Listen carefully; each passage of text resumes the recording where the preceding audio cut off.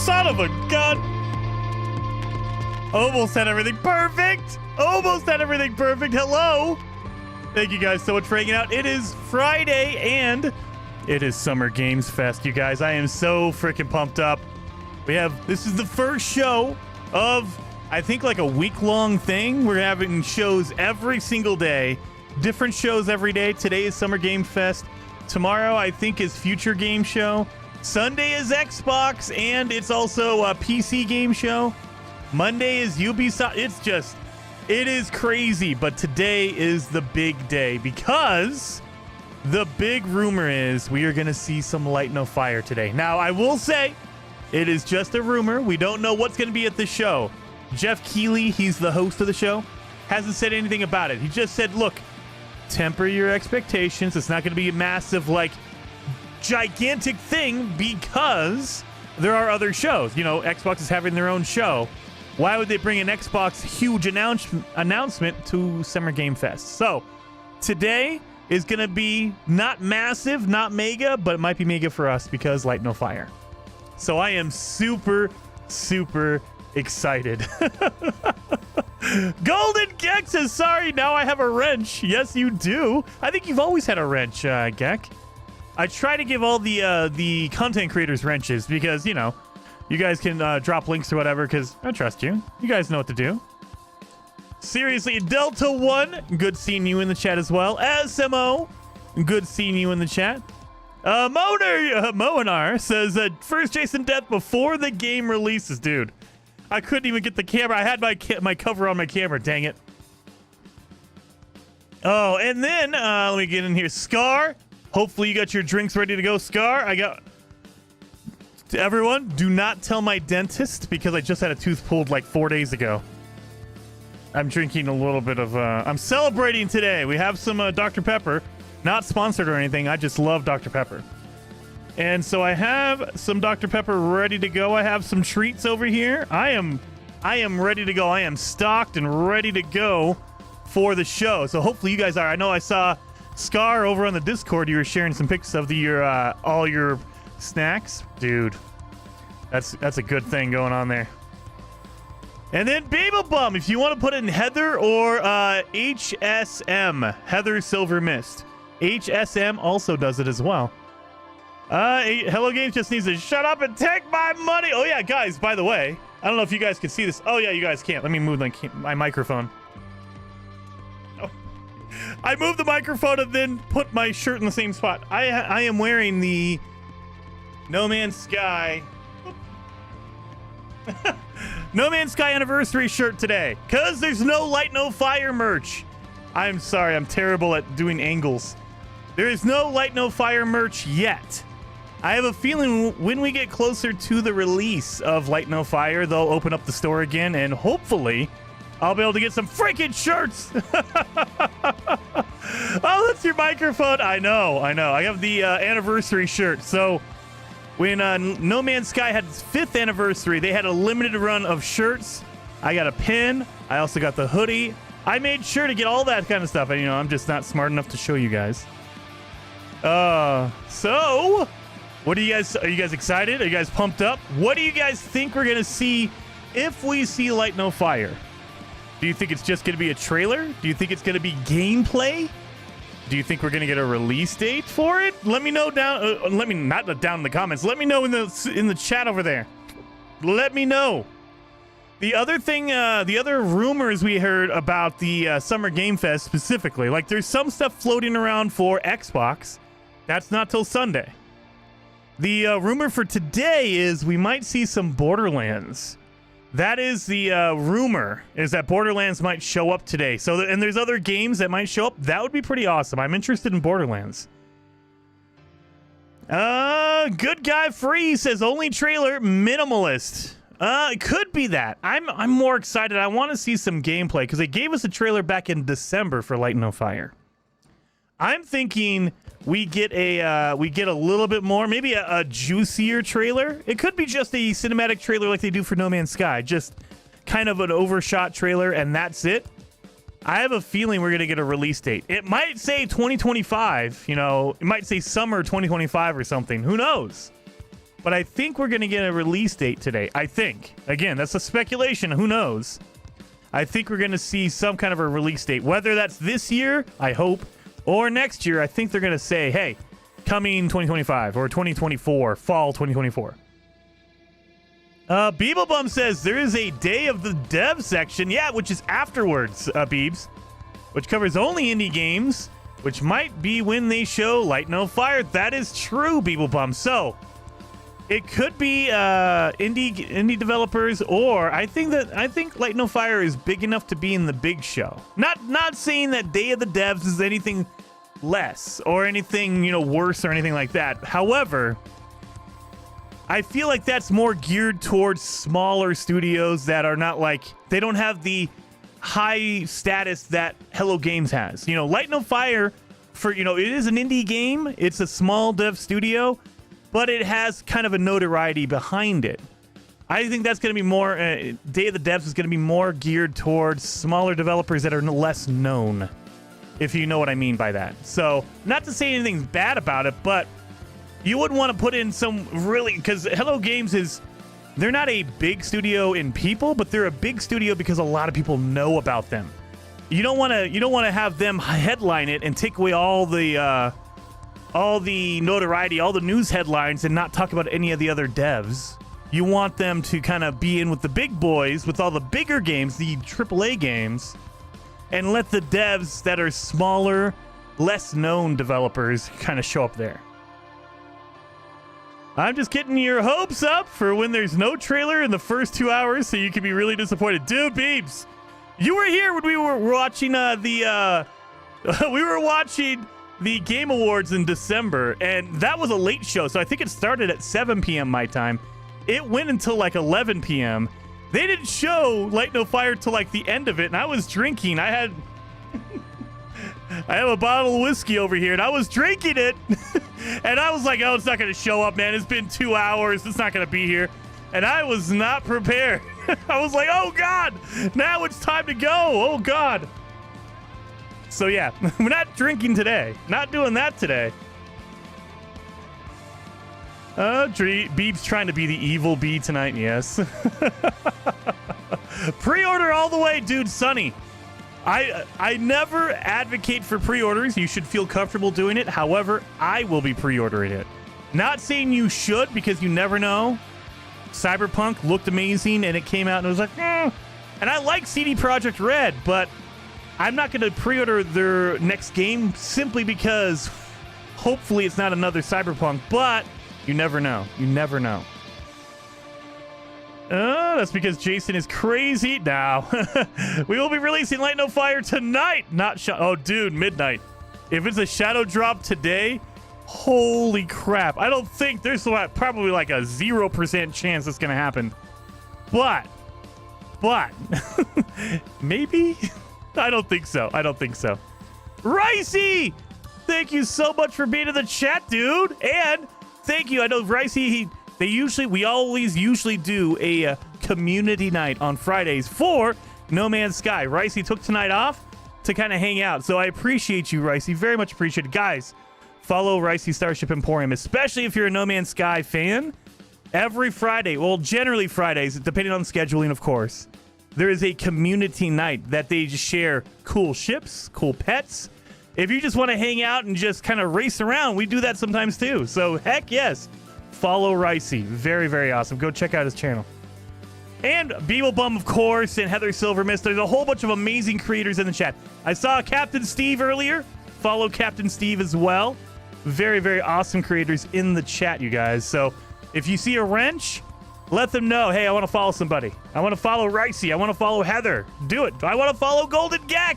Golden Gek has an amazing channel. We do Valheim, so do that as well. Yeah, don't follow me. I am... Whatever, Beeps. We've been playing a lot of Valheim. Beeblebum. I might have found the mysterious location. I might have been playing that earlier today because I can't stop playing Valheim. I love it so much. I probably have more hours in Valheim this year than I have the last 3 years combined. I have been playing non-stop Valheim, you guys, since December. Since December, for the last like 6-7 months. Addicted? Yes, addicted indeed. So, what is the big game you're hoping for that is not Light No Fire, you guys? Let me know in the chat. What is the big game you're hoping to see? We don't know what's going to show up. It could be anything. You know, Jeff Keighley has not said anything about what's going to be there. Well, I think he said what's not going to be there. There's a few games that he said they're not showing up. However, what do you guys think? What are you guys hoping for? Other than Light No Fire, because we all know Light No Fire is going to be the big one. What are you guys hoping for? Elder Scrolls 6? That might be today, Scar, but I have a feeling if they're going to show that, that'll be on Sunday with the Xbox, because Xbox owns Bethesda. Why would they show off their big new game today? But, I mean, it could work. Gears of War, that might be on Sunday as well, Ravencore. So there's a lot of Xbox games. I mean, I'm not saying they can't do it, but I have a feeling Xbox wants to hold on to that for their own show on Sunday. So why would they, you know, blow their load? Why would they shoot their shot on Friday before everything? Captain Steve with the super chat, dude. Very much appreciated. Hopefully this comes through. Streamlabs has been acting funky. You guys know Streamlabs is all weird. Tower of Axpa. I don't know that one, Steve. I have to look that one up. Eternal Strands I do know, and Under a Rock I don't know. So I know half of the ones. There you are. Hope we see Light No Fire, Towers of Agaspa, Eternal Strands, Under a Rock. I know half of those. So I'm going to have to look back and check those ones out, Steve. Heck yes. Love it. You can like and comment on these now. I know. YouTube is adding some cool features in there. Now, they are, you know, you got to take the good with the bad. They are changing the layout of YouTube. I don't know if you guys have gotten the new layout where all the information is over here. And I'm like, why? It should be below, but now it's over on the left. No, I don't know. It's crazy. So good with the bad, I guess.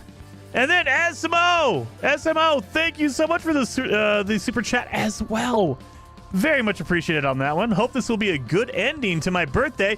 Dude, happy birthday.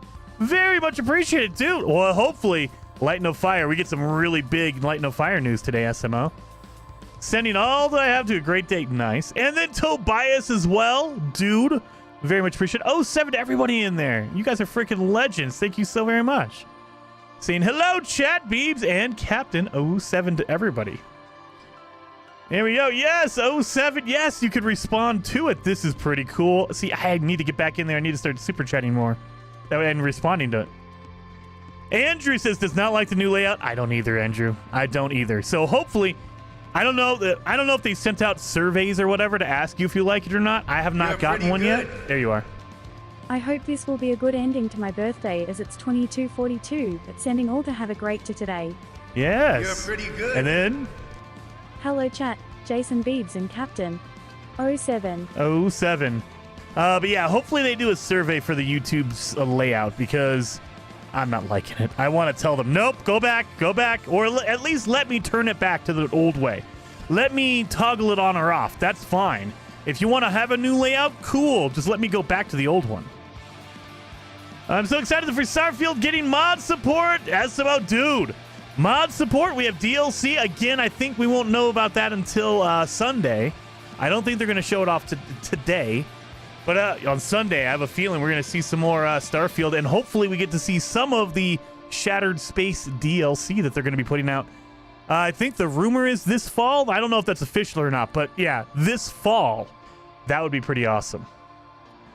Official stream now is 15-minute countdown. It does. Yes, we're getting close. We're getting close. Suki! Thank you so much for the super chat. Very much appreciated. Saying Fallout New Vegas remake. Oh, girl can dream. Dude, Suki. I mean, I want New Vegas, but I have a feeling if they're going to do a remake, they'll do 3 first. I want Fallout New Vegas. Believe me, I want it. But I have a feeling if they're going to do a remake, it's going to be number 3, then New Vegas. Maybe we'll see a Fallout 5, but I have a feeling they're not even thinking about that right now. They're doing Elder Scrolls 6. So I think Todd came out and said, look, we're doing Starfield right now. We're working on Elder Scrolls 6. Fallout 5 is coming, but it's like down the line. You know, we have other stuff we want to take care of first. So I have a feeling that's what's going to happen. And then Midnight with the 10 gifted memberships. Midnight, freaking legend. Thank you so very much. 10 gifted memberships. So that is Alex, Shane. Oh no, it's Andy. Major Truth, Rusted Toys, Legendaries. Oh no, you're not a new member, but you are a member. Thank you so much. John Stark, Diana, Brad, Todd, and John Calderon. Thank you guys. You guys are all now members. And then John McOwen, thank you so much for the super chat, saying Jason drinking whiskey while I'm sipping milk. No, not today. Not today. We're not doing whiskey today. I have my normal Dr. Pepper because I don't want to. You're pretty good. There we are. What? You gotta read it. Oh, Streamlabs, why you fail me? All right, so I'm not doing whiskey because I don't want the same problem we had with the Game Awards where I was drinking way too much, way too early. You're pretty good. And then there you are. Jason drinking whiskey while There I'm it is. sipping milk. I gotta change some settings. Why didn't it read the last one? Streamlabs, why are you not reading all of them? But yeah, I don't want to get messed up before. that might lead to bad things. Anyway, ooh, man, it's been a while since I've had a Dr. Pepper, guys. Oof, it's been a couple weeks. My wife is asking who is screaming. I told her Jason is excited. Of course I am. It is Summer Game Fest Day. So, as a heads up, before the show starts in 12 minutes, I will turn off notifications during the show. So they won't pop up. They'll happen still, but they won't pop up. I want to make sure everyone can enjoy it all, and then we'll circle back to any of the super chats or anything like that after the show is done. So just a heads up. I'm not going to be ignoring your super chats. I'm not going to be like whatever. I'm just going to put them on pause until after the show. And Tez, 1961, thank you for the super chat, saying going to be a very interesting night tonight. I can't wait, dude. It's going to be good. I mean, who knows? It could be a terrible show, but I think the odds are it's going to be good. Light No Fire shows up. That's my night. I'm like, yes, perfect. Dr. Pepper, what's the worst that could happen? He's a doctor. It's good for you. Doctor approved, obviously. Dr. Pepper. Ooh. And then Beeblebum with the super chat as well. Dude, very much appreciated, Beeblebum07. The abbreviation for NMS is nothing makes sense. So Light No Fire is not standing for left needing fixes. No! Left needing fixes. No! I mean, to be honest, Beeblebum, you and I both know it's a Hello Games game. No Man's Sky is the example. It's not going to be perfect. It's going to be good, but there's always going to be little things here and there, so never going to be perfect. I just hope it's this year. You're pretty good. And they've taken everything they've learned and wrapped it up into Light No Fire. There you are. The abbreviation for NMS is nothing makes sense. Let us hope LNF is not standing for left needing fixes. Smiley face. And then Leonard Thomas, thank you for the super chat. Very much appreciated on that one. And Farrell, thank you for becoming a member on the channel. Very much appreciated. So yeah, I don't think it's going to be perfect, but I believe that they've had like 7, almost 8 years now to practice to kind of get a feel for No Man's Sky, and they take all that stuff and they put it into Light No Fire. It's going to be a good game. I have a feeling it's going to be a good game.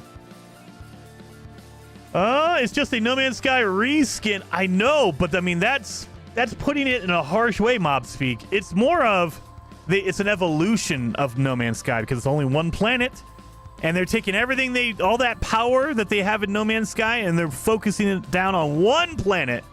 So we can have different biomes. We can have large, mountains and deep oceans. I have really high hopes for it.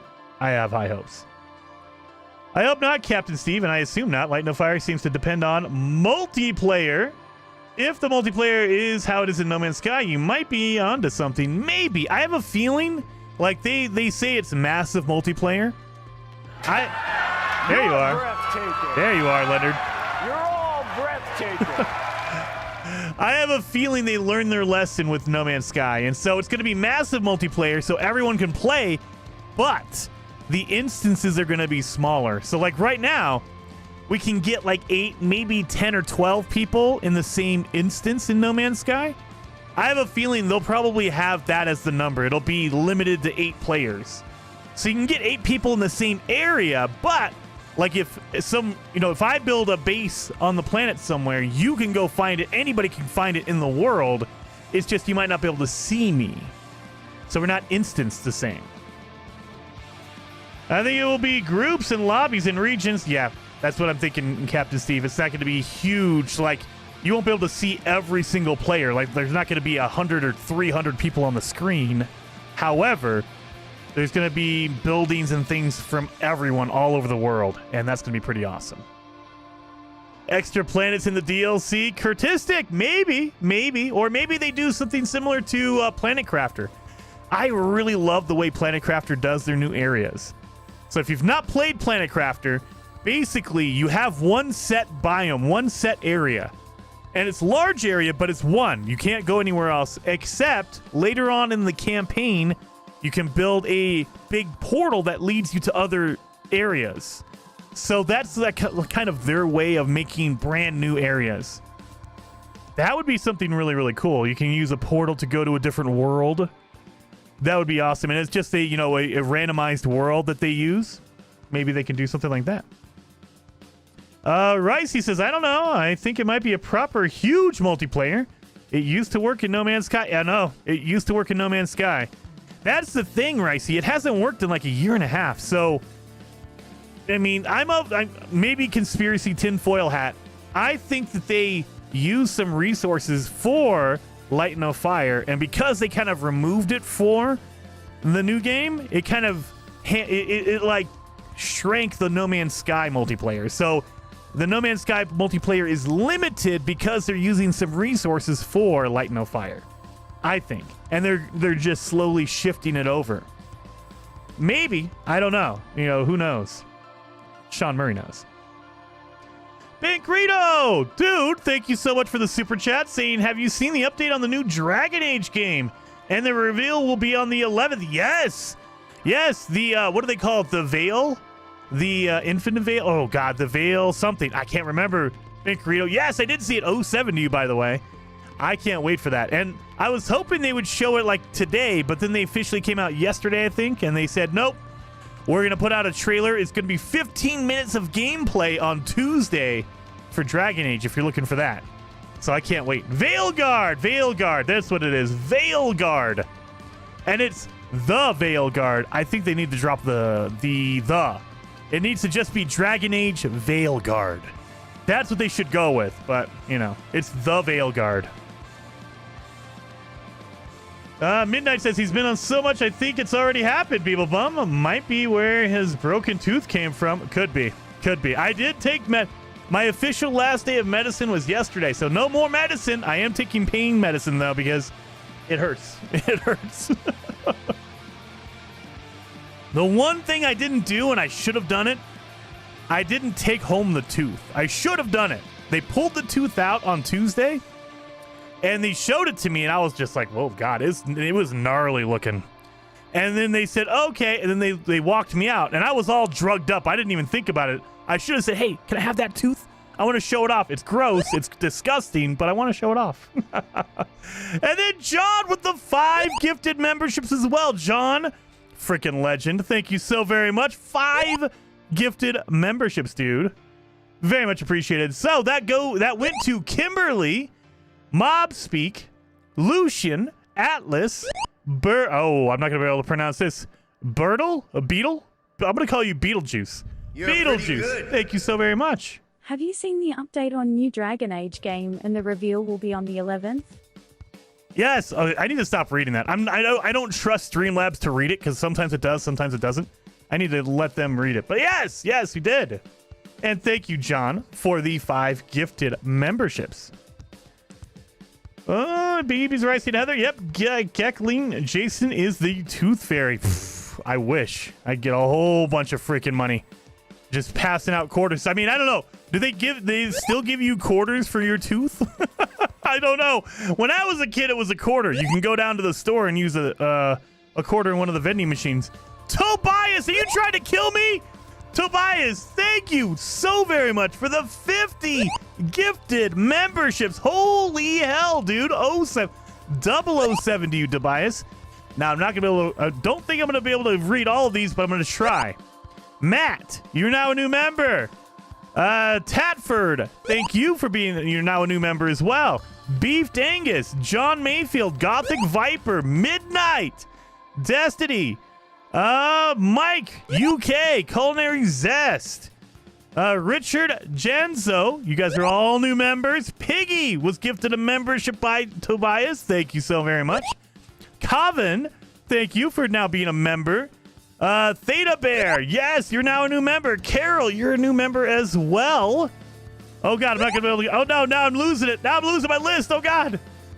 Kelly Poole, Herman Gaming, a new member as well. Vintage Rose, thank you for now your new member. Topher is a new member as well. I'm not gonna be able to see all of these. I apologize if I missed you. Everyone's a new member. Tobias, freaking legend. 07 to you, Tobias. Everyone's now a member. You're a member, and you're a member. Everyone's a member. 07, man. Is there anyone left not being a member? I mean, there's probably a couple, but probably not a lot. All right, 2-minute countdown, you guys. 2 minutes.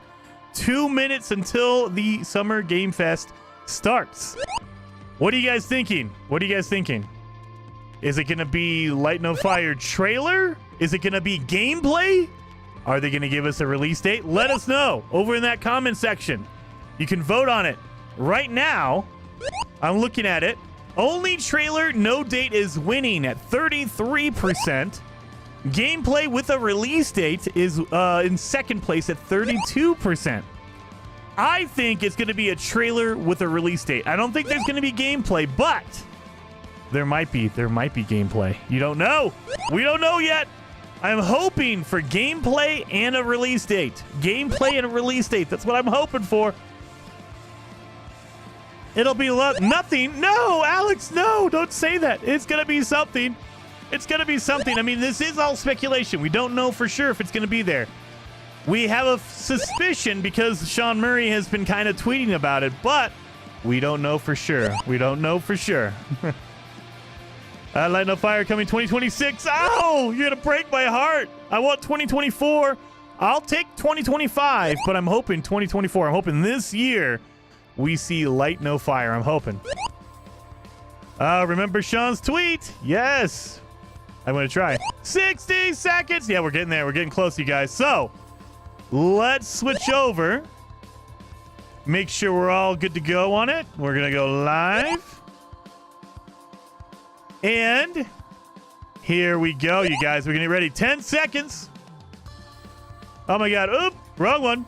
Wrong page. And just remember, I'm not going to ignore you, but we're going to turn down the notifications while the show is going on, you guys. So we're turning down the notifications. I will get to all the super chats we missed during the show afterwards. After the show, we'll go back and I have a list of everyone, so we should be all good to go. Summer Games Fest is here. Please welcome to the stage the creator of the Game Awards, Jeff Keighley. Beeblebum. All right, let's see. Oh, no, we have subtitles. We don't want that. All right. Get your drinks, get your snacks.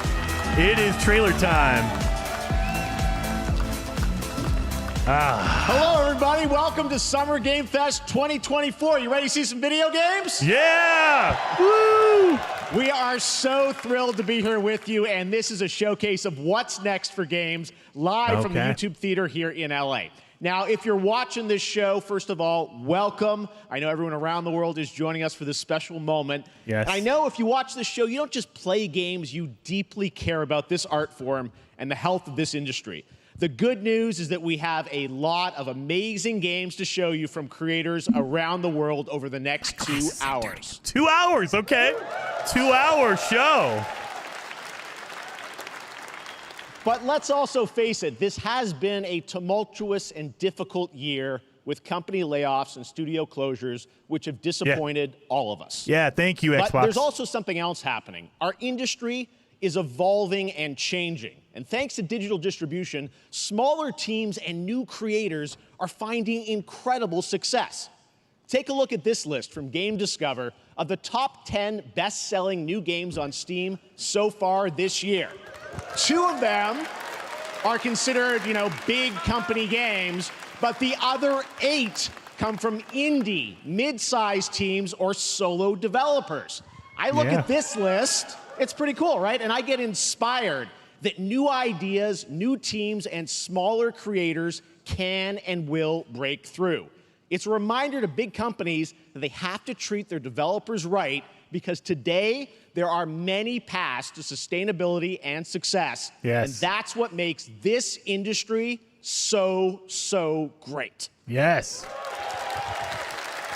And you'll see that reflected in the show today, because over the next 2 hours, we'll have big franchises on stage like Star Wars, Batman, and Harry Potter, but also smaller titles, including a few games made by single individuals and first-time creators that we invited to be part of this show because we think this platform is important as a way to show you new things that you might not even know about. Yes. So when you see a game that piques your interest, please wishlist it, or even better, send it to a friend and get them excited. That's how we together can grow the gaming community. And we are going to do that today over the next 2 hours, as we have a lot of games to show you, plus Day of the Devs directly after with even more indie titles. So should we get to the games? Yeah. Hit that like button, everyone. Hit that like button. It all begins right now. Here's our first announcement. Light on Fire. I don't think it's going to be the first one. It's a Sony one. Hey, look, this is a hot dog guy auditioning for the lead and unannounced action game. We see you as more of a sidekick. Oh, sure, I get that a lot, but check out my range. Okay. Okay. Rage. Empathy. Oh, hilarity. This guy. Straight. This is terrible. I love it. And what game is this anyway? Oh, what is this? Horizon? Costume. I gotta get me one of those. Ooh, sandwich. Sorry, gotta go. Who is that? That hot dog guy is Aloy, an amazing video game lead. Thunderjaw went mad and is tearing through the valley. Don't worry, I'll bring it down. Horizon Lego game. Okay. Right in the eye. And cut fire attack. A lonely hero, hunting machines all by herself. Hello, I have friends, Let's do this. Right. A friendly hero, hunting with her pals. With her pals. Hey, whose side are you on? Exploring, Wow, what is this place? collecting all the shiny This looks pretty good. Woo, buddy. and making a home.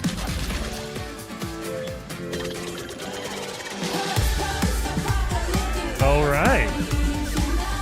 Aloy, the Thunderjaw's back. Oh, right, the Thunderjaw. Hey, on center. That's a big one. Here we go.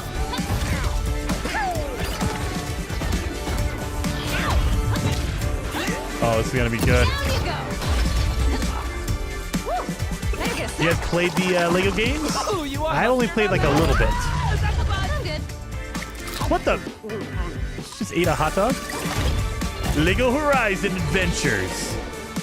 Oh, look at that. Steam, Switch, PS5. Eat it.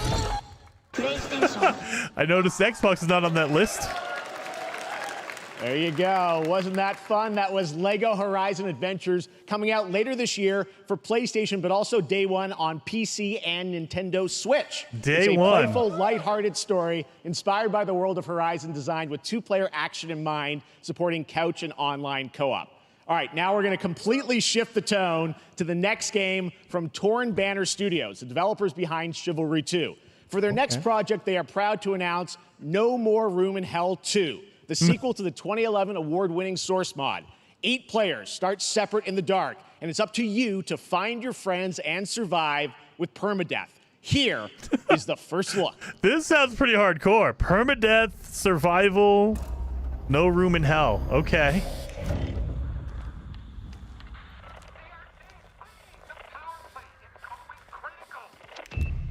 This? I don't know about this. I mean, it looks visually good. This might make me pee my pants a little bit, though.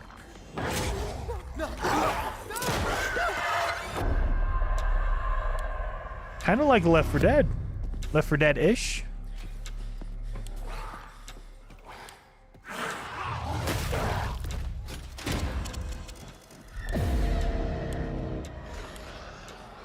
Yeah, maybe don't do that. Oh, God. Shit! Here they come! Yeah, you turn on the lights, dummy. Come on.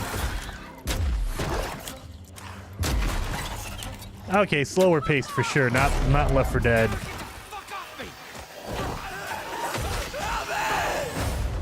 Permadeath. Okay.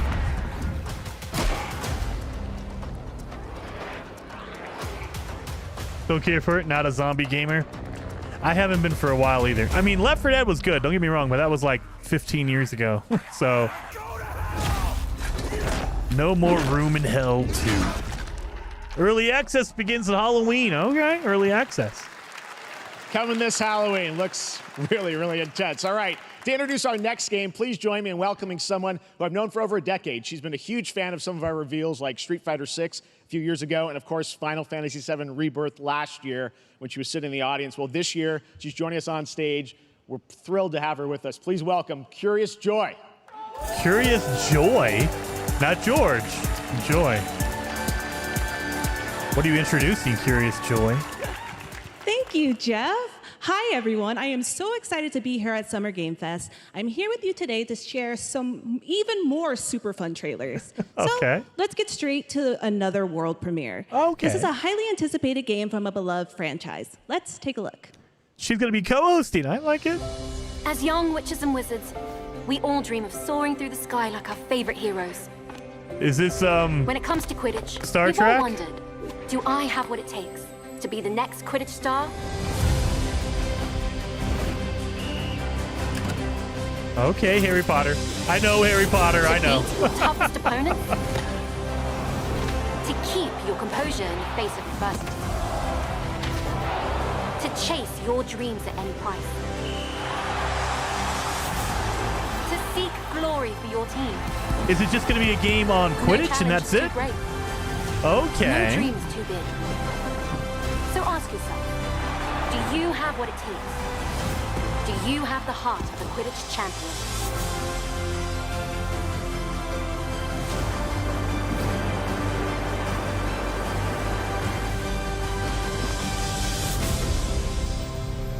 Quidditch champions. September 3rd. Wow, it's coming out this year, and this is the announcement, like the That's official Harry Potter, reveal. Quidditch Champions launching worldwide on September 3rd for consoles and PC. Now we move from the Potterverse to a brand new world. It hails from a single developer, Gavin Eisenbeis, up in Seattle, who has been making games all by himself for a decade. His last title, Choo Choo Charles, was a fan favorite, and he showed me this next game a few months ago, and I really wanted to debut it here. Get ready to backstab, race, or cooperate with up to 20 of your friends in Cuff Bust. Cuff Bust.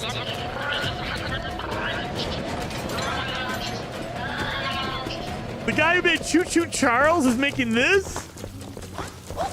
What the? Oh my god. Okay. I like it.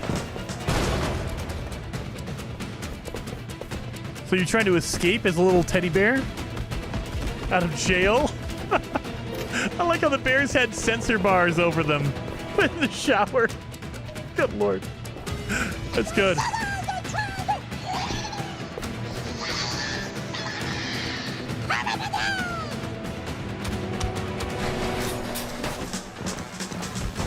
Oh god.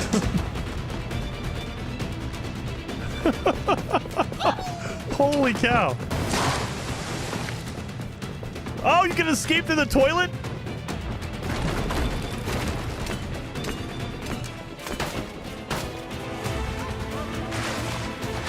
Oh, in the sewers. Like, wait a minute, you can dig a tunnel out? Okay, so it looks like the whole goal is just to get out of prison and to escape somehow. Some Shawshank Redemption stuff out of there. You can tunnel out.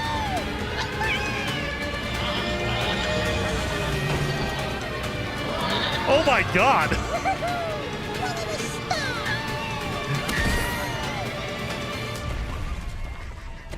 No. This is good. Yeah, this is definitely Shawshank. Oh God. Cuff bust. Okay.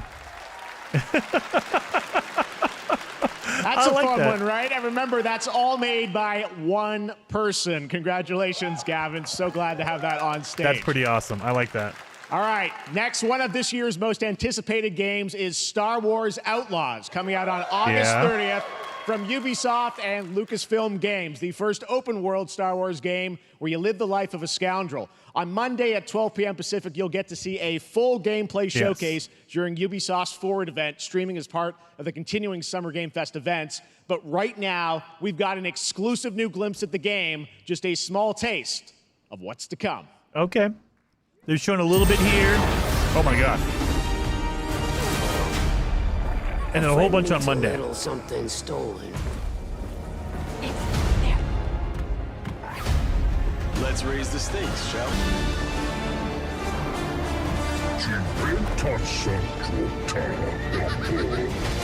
Hold tight!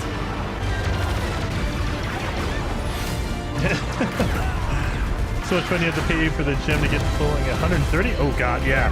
Well, yeah. Keep moving.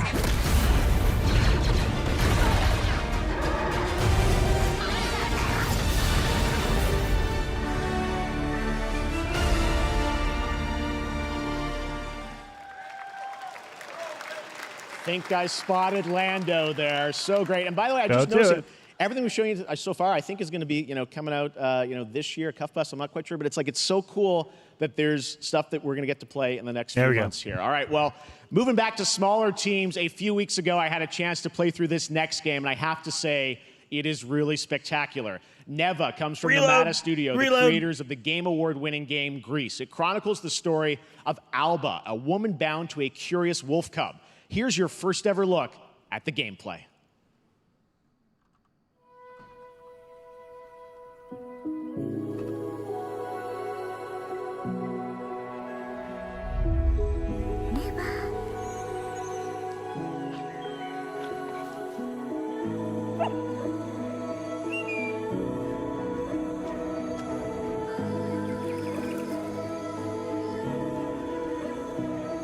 I like this.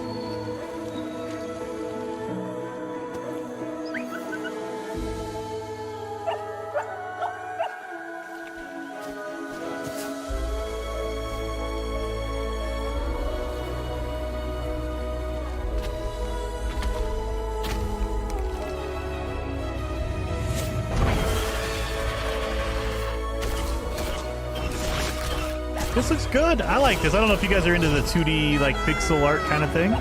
I like it, though.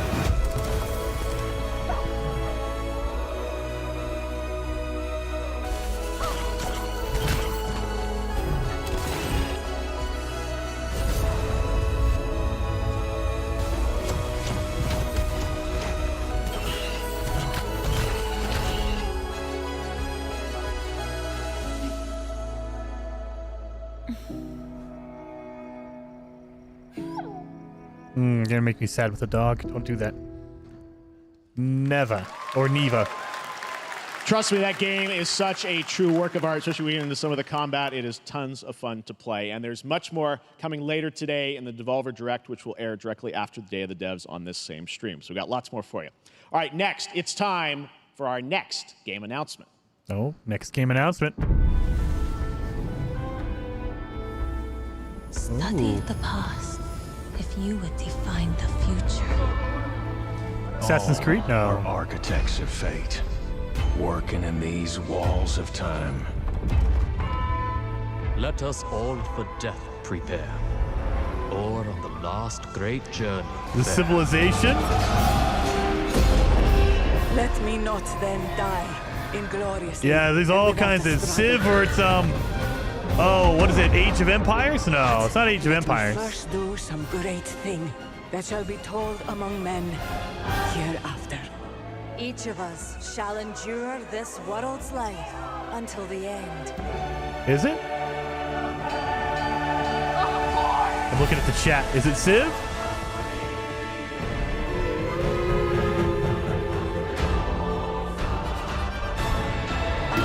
Your names shall not be lost. Has to be. Not Age of Empires. That would be at Xbox, wouldn't it? So it shall be. Civilization 7. Good lord, they're up to 7? 2025. Yeah, all right. Hello, everyone at Summer Game Fest. Wow. On behalf of the Firaxis team, we are thrilled to finally announce that Civilization 7 is coming day and date to PC and consoles next year. I'm in awe of the amazing team that has brought us to this moment, but we also have to thank you, our incredible fans around the world, for your overwhelming support of this franchise for over 30 years. We can't wait to share more, and we hope you'll join us later this summer for the full reveal of Civilization 7. In the meantime, stay civilized. I thought he was going to say, let's see another gameplay. That's what I thought. Oh! Is this Wukong?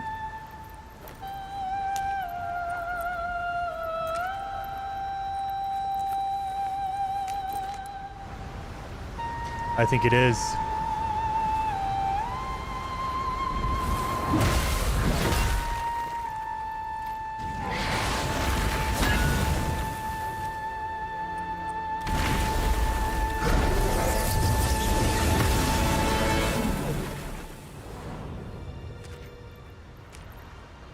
It is. Looks insanely good.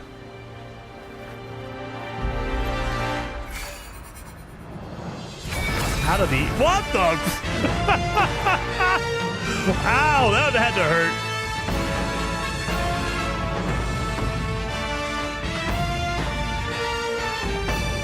Okay, that's a quick trailer. I can't wait. Dark Souls. Oh, it looks so good. Dark Souls-esque.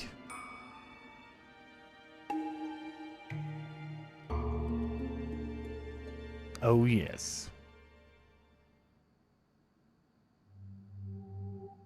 Huh. Trailer. Yeah, this looks like a trailer. I wonder where he stores his club. In his ear, Alex. 2023 Quest Game of the Year. Who needs a backpack when you can pull a quarterstaff out of your ear? Exactly. He doesn't need anything but his ear. Perhaps humans were fated to build the monoliths, reaching heaven and returning with a gift. What is this? Stardust. But mankind was given more than it wished for. Not progress, but chaos. Every new height brings a terrible fall. And yet hope still glimmers, even in the depths of the unknown, like mayflies. We die to live again.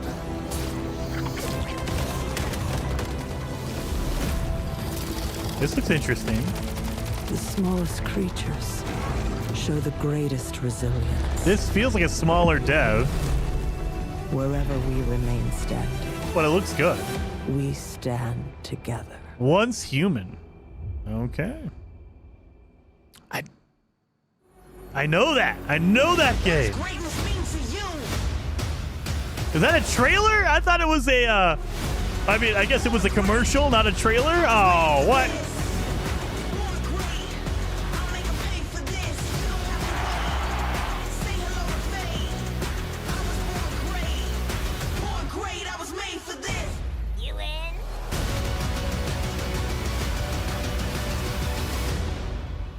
All right. Have any of you faced Tyranids before?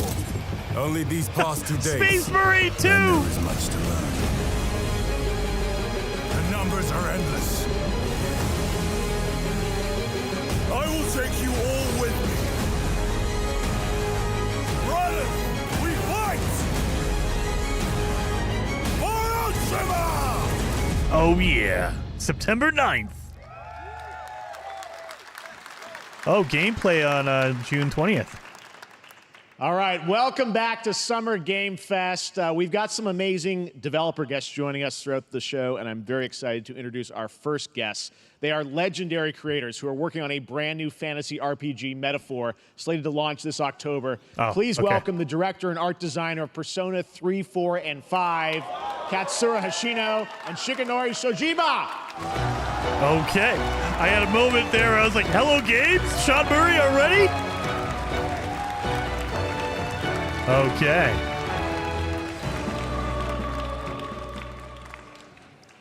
ありがとうございます。アトラスの橋野です。今日は副島さんと一緒にこのステージに立ててとても光栄に思ってます。Thank you, everybody. It is a pleasure to be here. My name is Hashino, and I am the director of Metaphor. It is a pleasure to be here with Mr. Soejima. このゲームはね、アーキタイプという他のゲームでいうところのジョブですね。その姿に主人公たちが変身して明日の未来のために戦うというとても熱い RPG です。This game is an RPG in which the party members transform into their jobs, which we call archetypes. These archetypes allow you to fight against your enemies. So I would turn into a Walmart worker. I don't want that. 不安と向き合うことによって覚醒する力です。すべてのアートワークは力強さとオリジナリティを意識して描いています。その総数は40種類以上にも及び、経験を積ませると一部のアーキタイプは進化することもできます。Archetypes are the embodiment of power born from the will to face your fears and anxieties. We gave it our all to instill each and every archetype with a feeling of strength and uniqueness in each of their designs. In total, there will be more than 40 types of archetypes available in the game. These archetypes can gain experience and even evolve. Some of them can evolve into stronger versions. メタファーはアトラスの RPG、我々が作ってきた RPG のノウハウをすべて結集させて作っています。とても大きなボリュームのゲームです。今日はこのアーキタイプをテーマにした最新のトレーラーをお持ちしました。ぜひご覧になってください。ありがとうございました。So we are pouring all of our acquired expertise into this game to make it as exciting as possible. In fact, we've even brought our latest trailer today, which is centered around the topic of these archetypes. Thank you very much, and we hope you enjoy it. It is said that we all have inherited heroic virtues deep within us. The reality is, we oppress, we fight.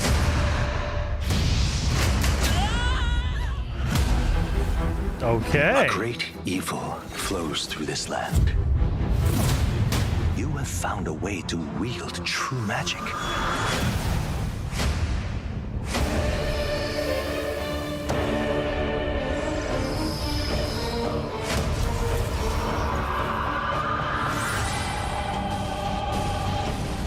Many more protectors and followers will gather to your side. Remind people that the same powers lie dormant within them. On guard! On guard. You must acquire more archetypes and bring them together. How's this? Scour! No holding back! Now you've acquired a most interesting power. An archetype whose existence was only theoretical. You wield power now.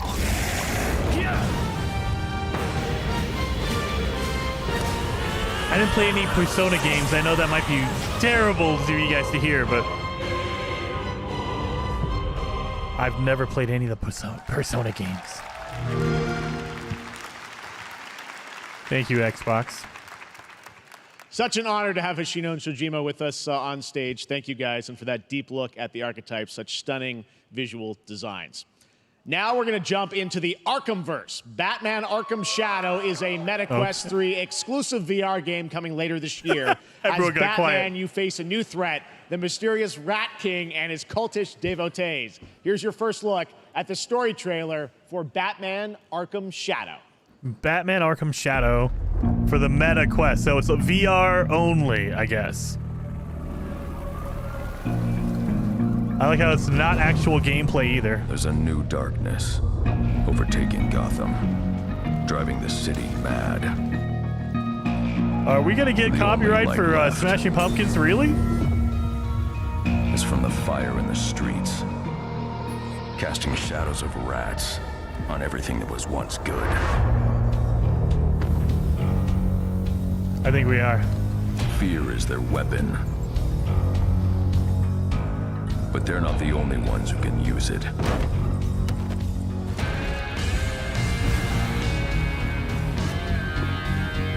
Well, maybe not. It's a cover, obviously. To destroy my city. How far will I go to destroy him? That's not Kevin Conroy, is it? As far as I know, I know he's passed, but I don't think he recorded that, did he? That sounded very similar to Kevin Conroy. Maybe it's someone's doing a Kevin Conroy impression for Batman. When the bat falls, the rats rise. Is that Bane? Okay. We got Bane. All right. I am looking forward to heading back to the Arkhamverse. Now, it is time to update fans on a legendary fighting game franchise. And that includes me. Killer Instinct? Because I have been a fan of this series ever since one of its first iteration and have been playing each one ever since. So, let's check it out. What is it? No, now Killer Instinct. Is it Street Fighter or Tekken? I think that was Street Fighter.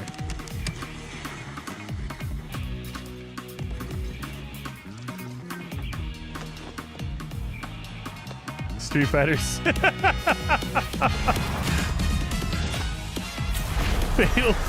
Wait a minute. What? We had a Street Fighter update? Or is it DLC? Clay Fighter. Yes. If they brought back Clay Fighter 64, oh man, that'd be amazing. Street Fighter. What is it called?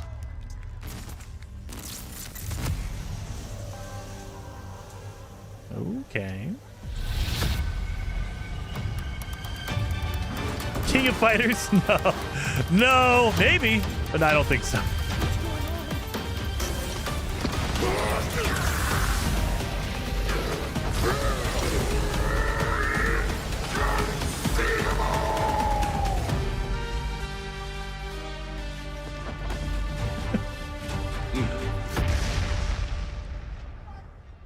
Bison, that's a different one.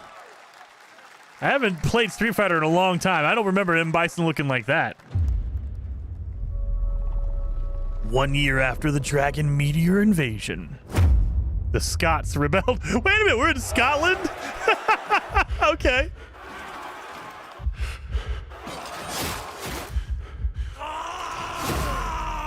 We played Braveheart here?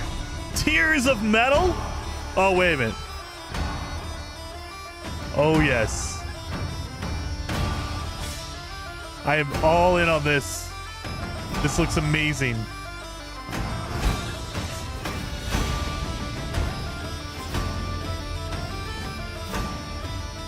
Whoa.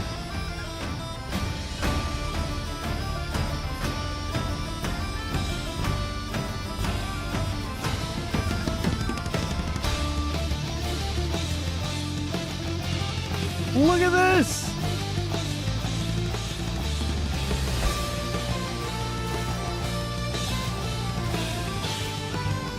That is pretty cool.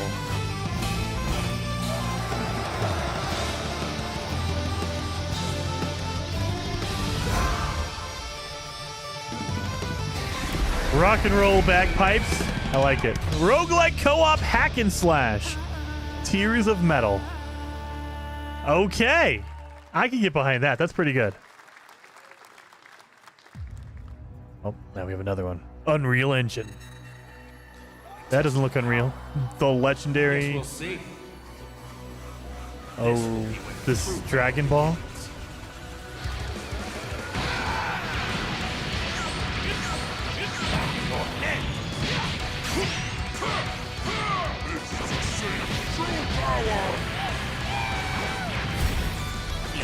To a million pieces, just like I did that. Okay. You talking about thrilling?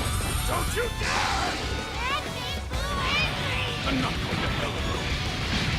You were on for the ride. Are you ready? Do it! Well, the more you slice it, there's only one way to save Earth. Goodbye, my friends. No matter what it takes, I need to rescue Gohan. Goku, wait! I didn't watch any Dragon Ball. Never forgive you for this! Now you will suffer my wrath. It looks good. You are a prisoner. Don't know any Dragon Ball though. The true form of autonomous ultimate is my turn now. Change everything. Let's do this. This is stubborn. I will defeat you. Don't think you can win. There is no way. Sparking Zero. Okay.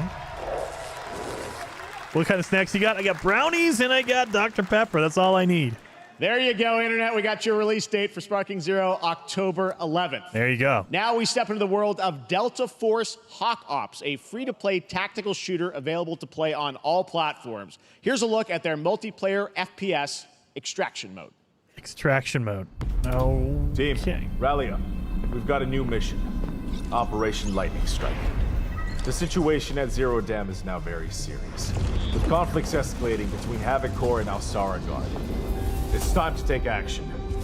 Objective: collect and decode the Manobrick located at the tourist center of the southeast region. We need to utilize terrain for stealth insertion. Execute swiftly and silently. It's FPS, okay. Looks like someone beat us to it. We need to pick up the pace. Clean the balcony. On your mark. Balcony clear. Go, go, All right, squad shooter. Shield down. I'm going in. Shit! They've got a flamethrower.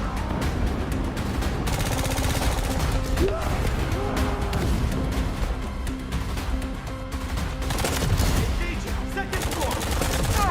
I got shot. Never heard of it, but looks good. I'm getting some old school Call of Duty vibes, which I can appreciate that. All clear. Prepare for decoding. That's all for mission briefing. The drill is over. Operation commences. Good luck. You have a night scope with like 4 literal optics on it. But that is not all. The game's premium campaign mode, Black Hawk Down, is a reimagining of the original game that is also fully licensed to recreate moments from the award-winning Ridley Scott movie. Okay. Here is your world premiere first look at that gameplay. We're doing Black Hawk Down.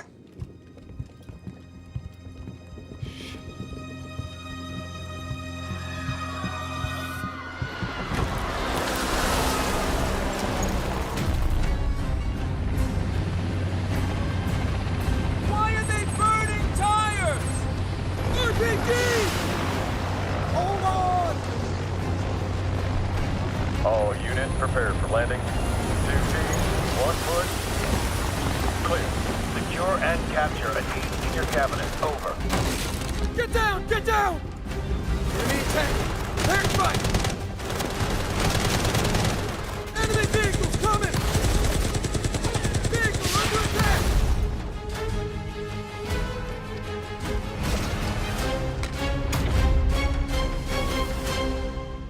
Okay.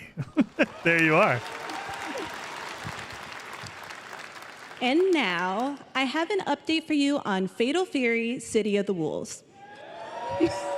For real this time. For real this time? What does that mean? SNK. All right.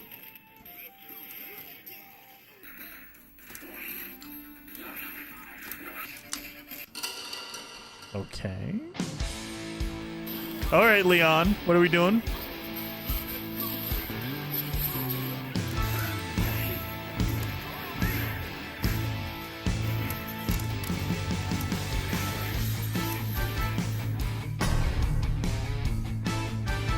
Like, literally.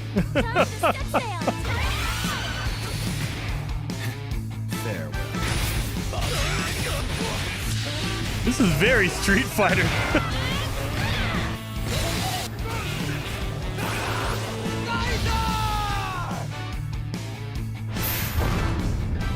Rev it up, Fatal Fury. That is very Street Fighter. Okay. Jiggle physics. There was a reason probably for that trailer.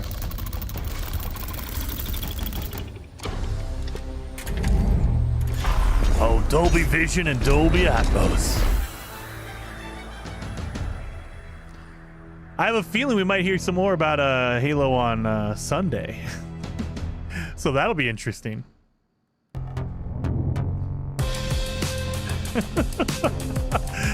People bump, that's exactly what it needs to be. If you're not 14-year-old, like, going for a fighting game for 2 specific reasons, that's probably why.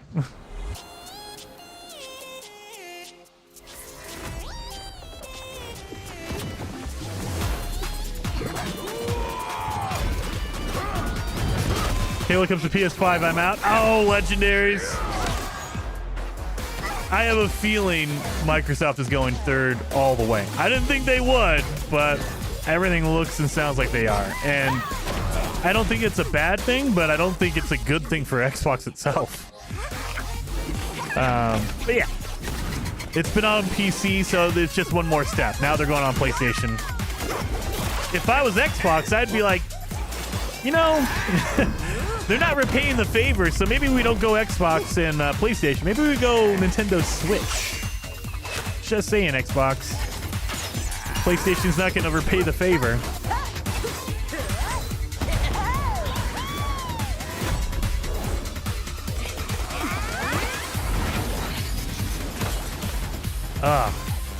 Not interested.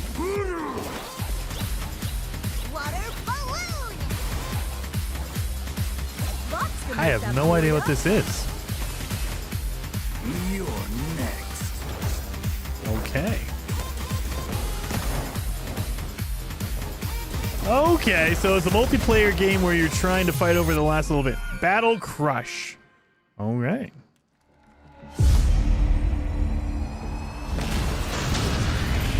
Oh, mech game. I'm interested.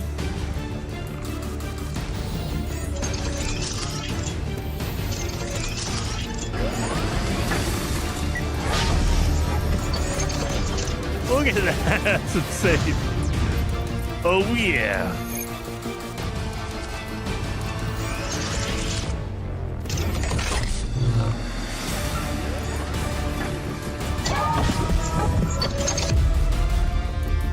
Electrify. Oh, look at that. Okay.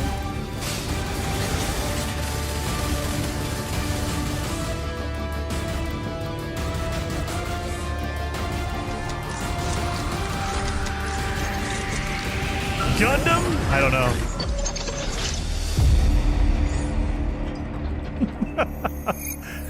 You know, there's not all of them are going to be home runs. But that looked interesting. We're back here at Summer Game Fest, and that was a look at Mecha Break with its immersive aerial and ground combat with lightning-fast maneuvers. Next, Jason Blum and his Blumhouse banner have become synonymous with incredible horror films over the years, like Get Out, Megan, and last year's Five Nights at Freddy's. Well, now Blumhouse is entering the video game world in a big way. They're making Five Nights at Freddy's the sequel? Okay.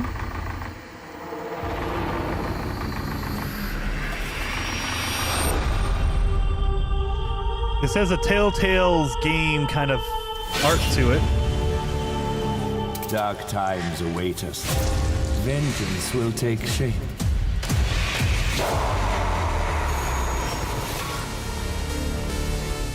What is this? What the?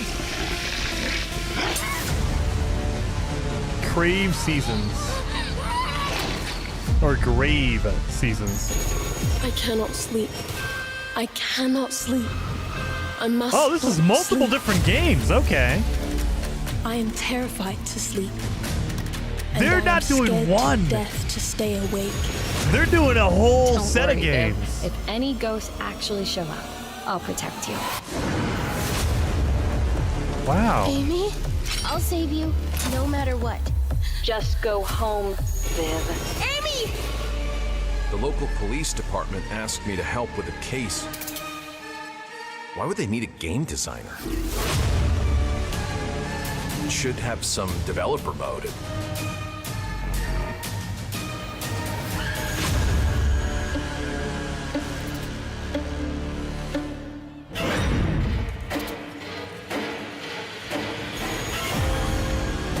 Dark times await us.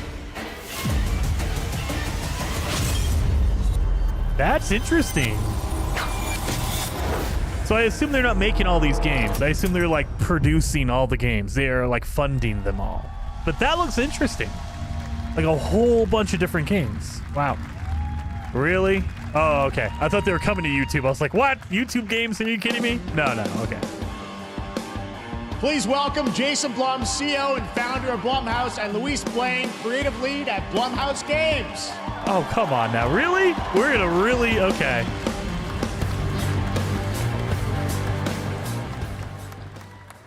Hey guys, so we got ourselves a full slate there. That's incredible. So, so Jason, tell us a bit about why did you want to get into games like this? What are we doing? Well, we've been very, very busy. I'm very happy to be here. Thank you for having us. Thank you guys all. Great to hear the fans I'm on out stage. there. I wish I had that kind of a jawline. It's a pretty good You'll all be jawline. very happy to know we're working at this very minute on the sequel of Five Nights at Freddy's. It's coming. All right. Don't worry. Anyway, horror is, to my great relief, getting more and more popular. Our movies are working. It's working on streaming. It's working in live events. And we wanted to try and take our approach to movies and apply it to games. And that's what you see here. We're going to do independent games. We're going to look for creators and give them a platform and encourage these creators to be weird and subversive and find the most effed up, scariest things they can and put them into really cool games. Well, they look great. It's a really diverse, cool slate. Luis, tell us a bit about, we saw a bunch of games there. What can you tell us about kind of the overall lineup of games? Well, as you just saw from our slate, our horror games are a lot like Blumhouse movies. They come in many different flavors of fear, which means there's a horror game for everyone. So maybe you're a fan of nostalgic 90s experiences with a bit of a twist, intense first-person shooters, or maybe, Jeff, you just want some bonus murder in your otherwise very cozy farming sim. Maybe not. I think, we as horror fans, we know that there are so many different subgenres to explore. And our independent development partners, they feel the same and they're just as excited, which means we've got psychological nightmares, we have supernatural scares, we have cosmic horror. And our team has worked really hard to work with global, creative, talented partners. And that means for us that we really want to... Lost it. As we're working in indie projects, which means that we can take risks. She lost her thought. We can It's be all right. She's on the flexible, stage. and really we can push the limits of what's possible in scary storytelling, and we're so excited. Yeah, no, it looks awesome, all the stuff you have there. And I know, we'll get into when games are coming out, but some of these are coming soon, Jason, right? We got a good slate. Well, yeah, we're on PC and console, yeah, we wanted to start with not just one, but we wanted to start with a few games. So, so you want to tell us about those? Yeah, so Fear the Spotlight is our first release coming later this year, and it really hits our mission statement. It's an amazing 90s horror experience. It's got great characters, a compelling narrative. It's also super creepy, and I think people will be big fans of it, even if you're not normally into horror. And quickly, actually, Fear the Spotlight is getting its first trailer as part of the Day of the Dev showcase, so stay tuned after the show. Yeah, okay. Awesome. Well, I know this is just the start, so we'll probably be seeing you in future years with more from Blumhouse Games. But guys, what do you think of the slate? Pretty amazing, right? What these guys are pulling on. Jason, Luis, thanks so much for being here on Summer Games. Thank you, guys. All right. Yeah. And now here's the world premiere of a brand new Power Rangers game with a retro feel. With a retro feel. Okay. Retro arcade. Oh, it's not going to be the Power Rangers from like the 90s, is it? Oh, maybe it is. It is! Okay, I take it all back. Oh my god! It's in the vein of Ninja Turtles. Okay.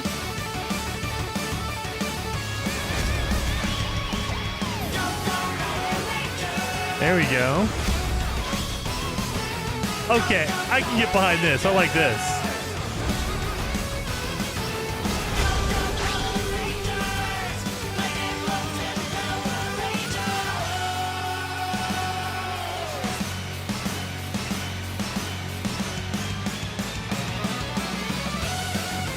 What is this?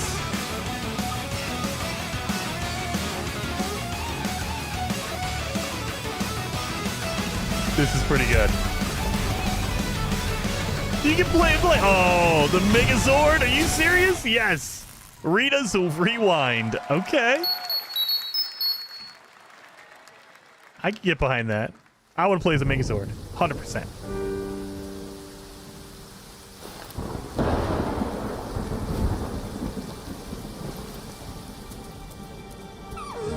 Oh, God. Really? You gonna do this to me?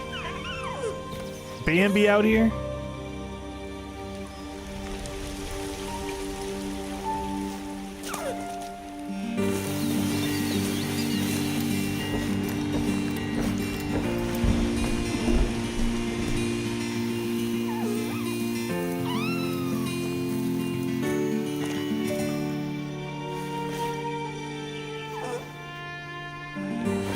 Arcade beat 'em ups, yes. Bambi flashbacks, yes.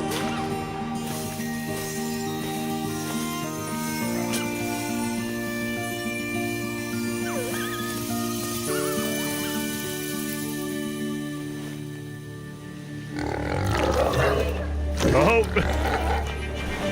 Now, I was gonna say, now it's gonna turn into a horror game. Oh, Bambi's getting big.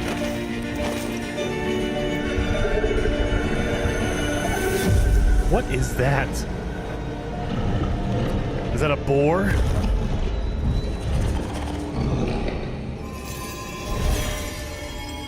Oh, now Bambi's old. I like how Bambi gets older, but the character doesn't. Deer boy! Oh, deer and boy.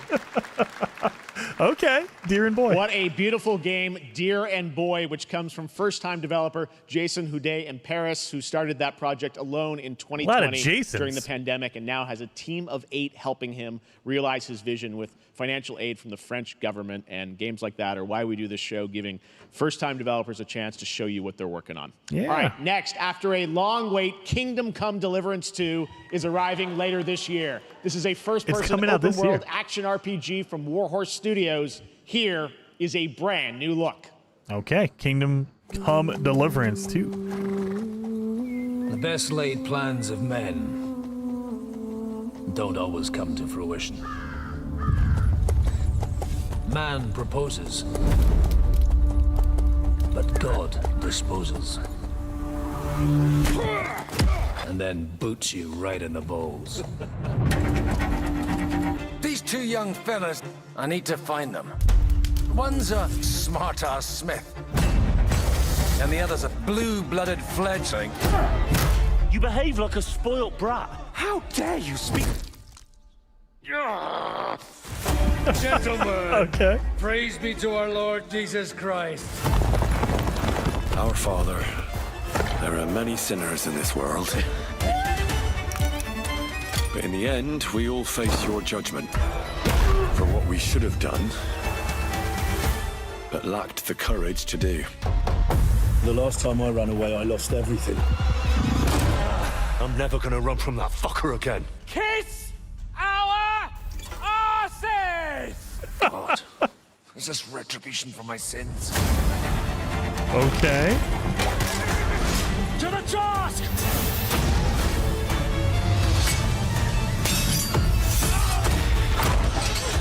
This looks good.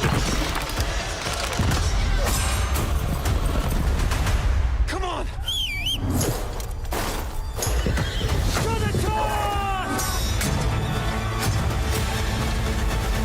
To the fucking task. Yeah. Coming 2024. There's no date. So later this year. Next, we step into the dark mind of Silent Hill creator Keiichiro Toyama-san. Back in 2021, we announced his new game, Slitterhead, at the Game Awards, and now we're giving you a look at the gameplay from his independent, Tokyo-based studio. It's called Slitterhead? Okay.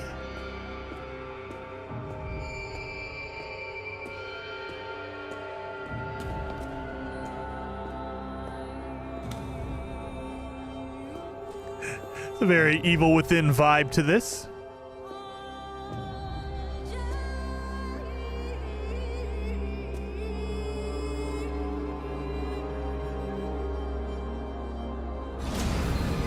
Oh, come on. A lot of horror games today.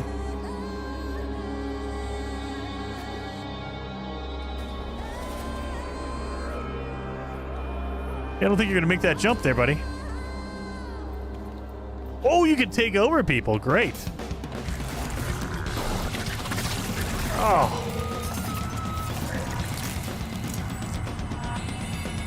What in the...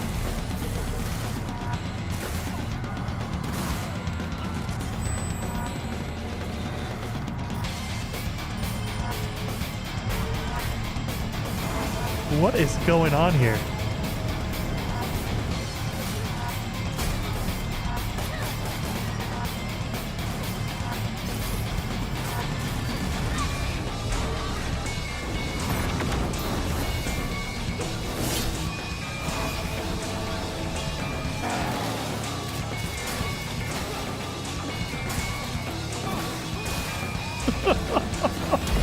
What am I watching? That's what I'm saying, man. It has a very retro feel. This feels like a game that could have come out in like 2012. But I don't know what the heck is going on here.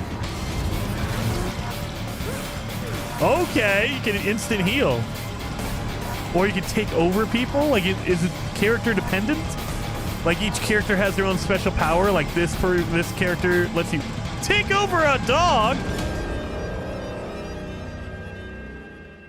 November 8th. No idea what the heck that is.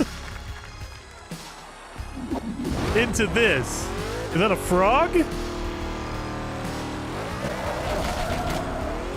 What is this?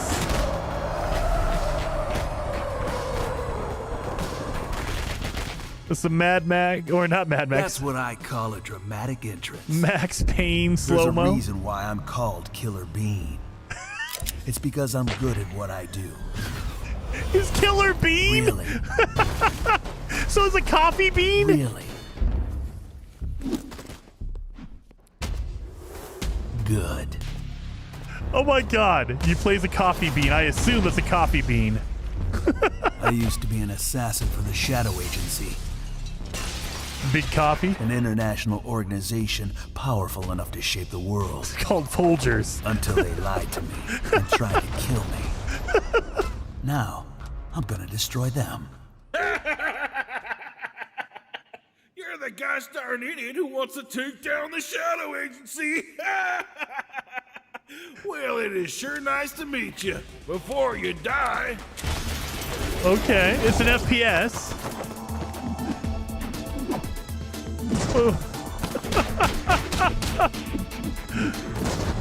Oh my god. What is... He's dodging gunfire by breakdancing. I love it. Okay. Oh my god, this is so... They made me who I am, and I will make them pay for it. Killer Bean Early Access. Oh Oh, God. Glad you like that one. That was Killer Bean, a third-person roguelike shooter made by another single developer, believe it or not, right here in Los Angeles, Jeff Liu, who previously worked as an animator on movies like The Matrix Reloaded. Okay, Matrix Reloaded. It's amazing what can happen in this industry. All right, to introduce their brand new game, please welcome from the Game Bakers, a small independent studio in Montpellier, France, Audrey Laprince and Emmerich Toa. Okay. Hello, Jeff, everyone. I'm very happy to be here. When we created our studio, Emmerich and I, we promised each other to always come up with something new. So after Fury and Haven, we're here to introduce our new game, Cairn, a survival climber. Karen? When I was a teenager, my dad prepared an expedition to Mount K2, but half of his team didn't come back. And I've always wondered, why do alpinists risk their lives in such extreme conditions? This is something we wanted to explore in Cairn. Cairn is a game about what it takes to go beyond your limits. You climb a mountain to reach a summit never reached before. And the climbing gameplay is the challenge. It's very intense and realistic. It's a face-off between you and the mountain. And what you're going to see in the trailer is not from cutscenes.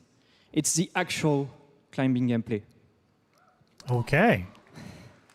You can see more later today during Day of the Devs, but now let's have a look. So this is all gameplay, real gameplay. Okay, I mean, yes, that's obviously gameplay.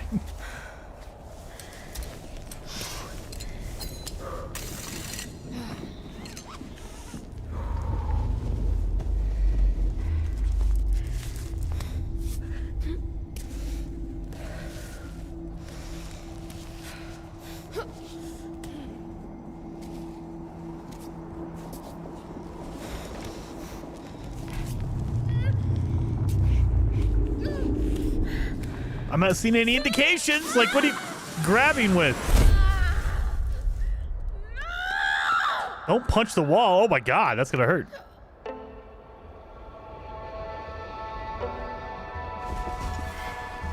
What the? She's hanging from, okay. Hang your tent from the side of a mountain.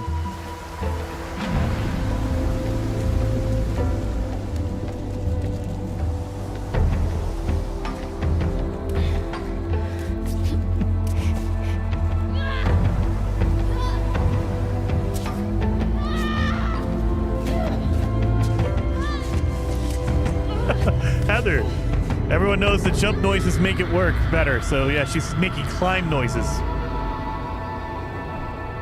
Oh, Cairn. Not Karen, Cairn.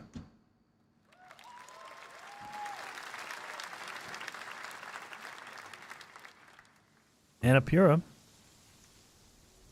I'm not meant to be here. I'm a fighter. I'm meant to be in the arena, in combat.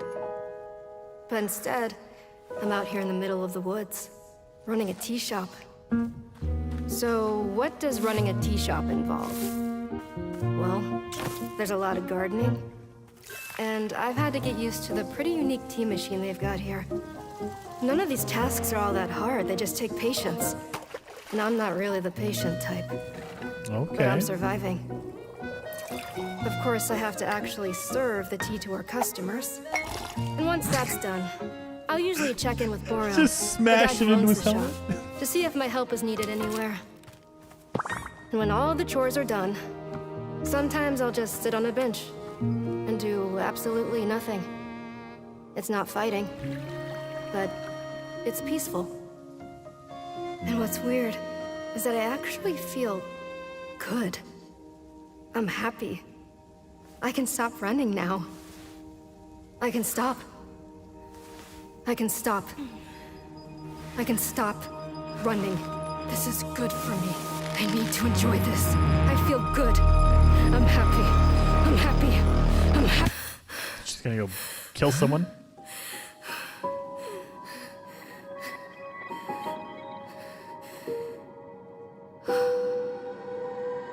All right. Wander stop. Okay. There you go. I can stop if I want to. That was Wonder Stop, the announcement of the next game from Davey Redden, the creator of the Stanley Parable. I sense there's a twist coming, as you would expect from him, and Ivy Road cannot wait to play that. All right, now here's a look at the story trailer for Unknown 9 Awakening, a narrative action-adventure game that tells the story of Haruna, a young woman born with the ability to venture into the fold, a dimension that overlaps our own. Okay. The fold. Turn your thoughts inward and focus on your shade. Do you feel it? I do. Your progress is impressive lately, Haruna. These are incredible. They called themselves the Sahin. 9 among them were chosen and shielded from death. The Unknown 9. Does this have anything to do with why Vincent is here? Humanity has lived for eons at the mercy of the 9. It's time we took control of our own destiny. All right, it's an old, like, 1920s setting. I like that. Just pull his spirit out? Vincent, anyhow. He killed someone I loved. Remember stepping. Find your target and bridge the gap. You don't belong here. You're wrong. This is exactly where I'm meant to be.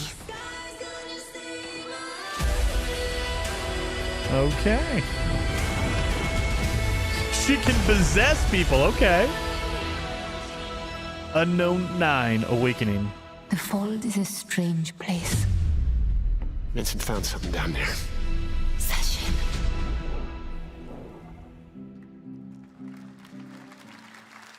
Hey! How about we see the world together? I finally have something. Okay. Something that I want to protect. Okay. I'll steal your Commercial. heart. Commercial. Adventure starts. I was like, they're just gonna run into that? Okay. Yeah. Summer deals for any Capcom game, it looks like. Hey, I wonder if they're gonna show off Monster. No, they're probably not gonna show off Monster Hunter here.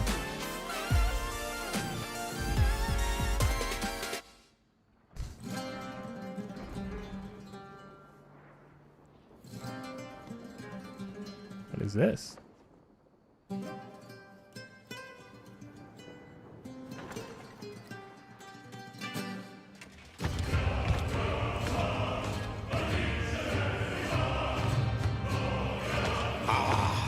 Delusion taken form walks into my great hall.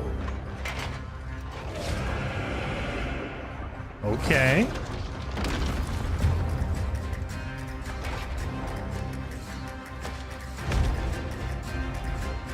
I'm getting a Dark Souls vibe from this. To fight and legend.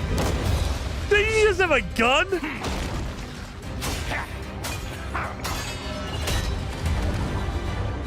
On guard. He does. Or a musket. Your greatest final chapter.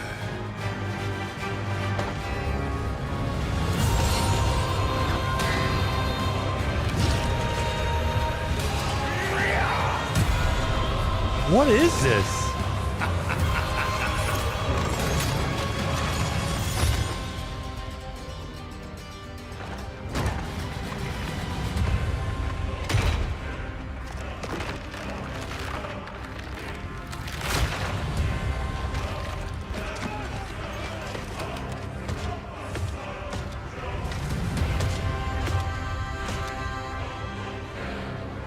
Let's put on a bloody mask. Yeah. There is but one certainty in the cosmos. Change.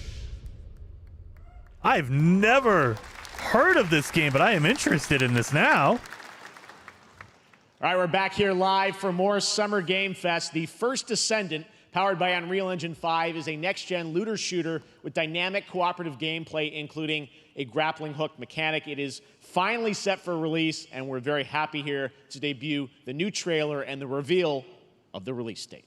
Okay, release date for First Descent. Really? We're gonna go with this?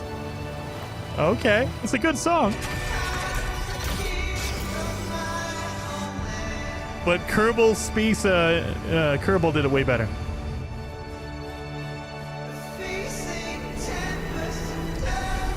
Wow.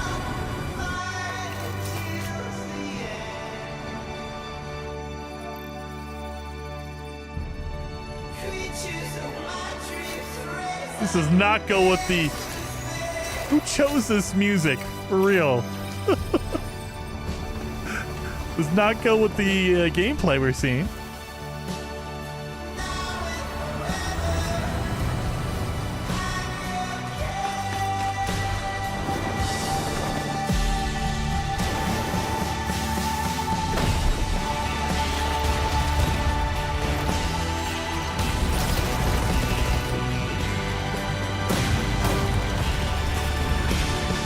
I mean, the game looks good. Just the trailer just feels like a weird mash of stuff.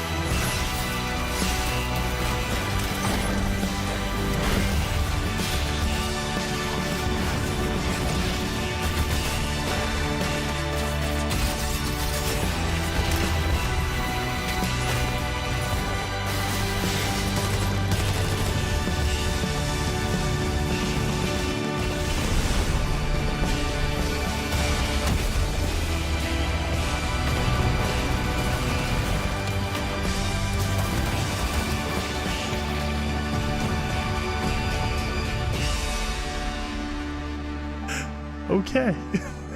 The game looks good. It does look good. I would have chosen a different song, though. July 2nd. Dude, a month from now. Next month. That's pretty late for choosing a date. That looks it's coming out in a month. The first Descendant will be available across PlayStation, Xbox, and Steam. Wishlisted now and prepare for the release on July 2nd. And now, please welcome two developers whose hit indie game, Among Us, took the world by storm in a couple of game awards.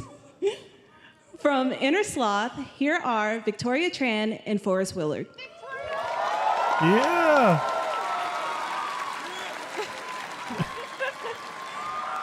Oh, no. What's up, gamers? Don't go, what's up, gamers? Can you believe they just let us be on this stage? Like, no chaperones. Like, I know. Can we announce something totally fake? Oh, Do you I think guess. they'll let us do that? Among Us 2? Among Us 3? 4? Oh, all right. Well, turns out we actually have something very real we wanted to present to you all today. There's been so many great indie games in recent years, but it's also been no secret that it's kind of a rough time in the industry. Some devs don't really get the chance they deserve, so we thought we could help out a little bit. That's why we're excited to announce our side project, Outer Sloth, an indie game fund we made that offers the kind of deals we would have wanted back in our less popular Among Ye days. This is our way of saying thank you to our crewmates, players, peers, by helping some games and devs have the funding and freedom needed to ship their games. And then we all get to play them, which was the real plan. I really want games. Hey, calm down. Outer Sloth is our passion project and dream for a better, more sustainable industry. We are really excited and incredibly nervous to reveal it here and show you the current lineup of games we've managed to fund because of you. And don't worry, Jeff, it has your favorite, a ton of world premieres.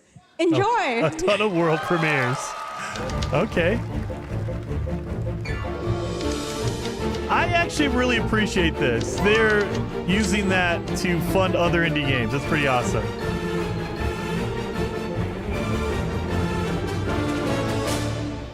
Hi, I'm Ian from Shape Shop. That's a and you good may one. already be playing our first game, Mars First Logistics. We're Trinket Studios, creators of Battle Chef Brigade, and this is our card battler RPG, Battle Suit Aces. We are Studio Any%, and we're making the Marsfield Archives, a game about building and exploring connections. Hi, we're Midnight Munches. We just released a demo for one-button bosses, or boss rush game, with a single button to press and a ton of bosses to beat. Hey, I'm Husband, game director at Huscrofts, and this is Rogue Eclipse, our epic spaceflight action roguelike, where you'll have to customize and master your starfighter, take on merciless armadas, and vanquish a fleet of colossal super destroyers. Okay. And we do have one more game that's very early in development. Among Us 2. I'm Eka, creative director of Outer Loop Games, makers of Thirsty Suitors and Falcon Age. In our new game, explore the world in an upgradable mech and cook up tasty dishes for local communities. Fight off corpos, discover new dosa recipes, and reunite with your strange loved ones for one last meal. Project Dosa is a game about life, death, love, and food for the soul.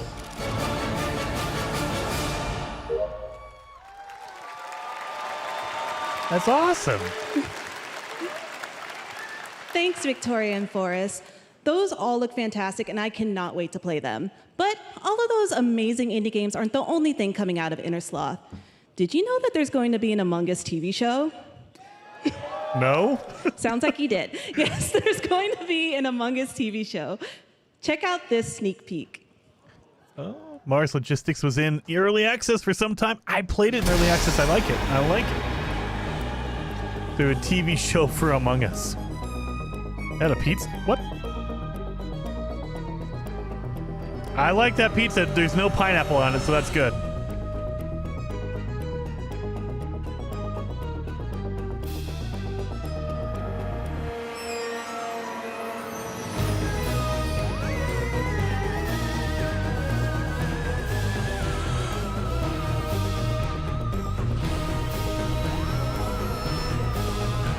Okay.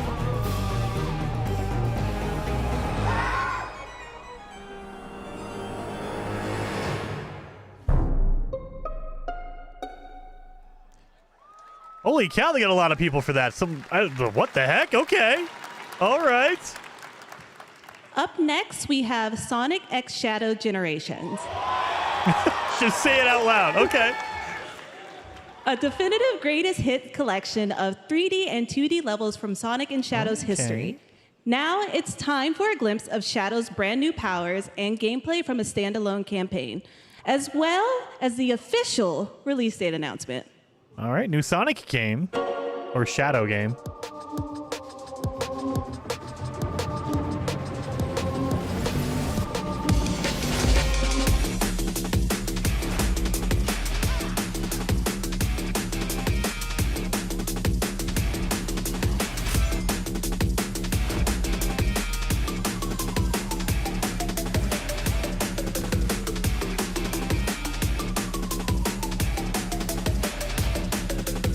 Three hedgehogs? Wait a minute.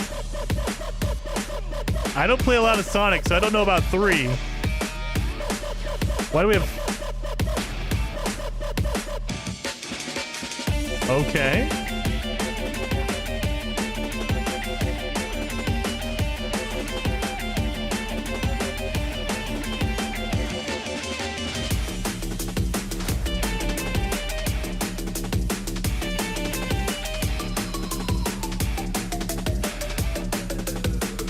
Overcome every obstacle with this power.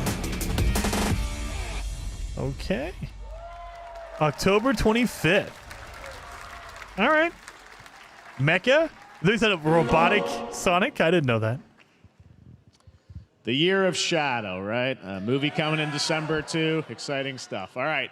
Yeah, in the upcoming online survival game, Dune Awakening from Funcom, there is one small decision that unleashed a chain of events which set the stage for the story the player will experience.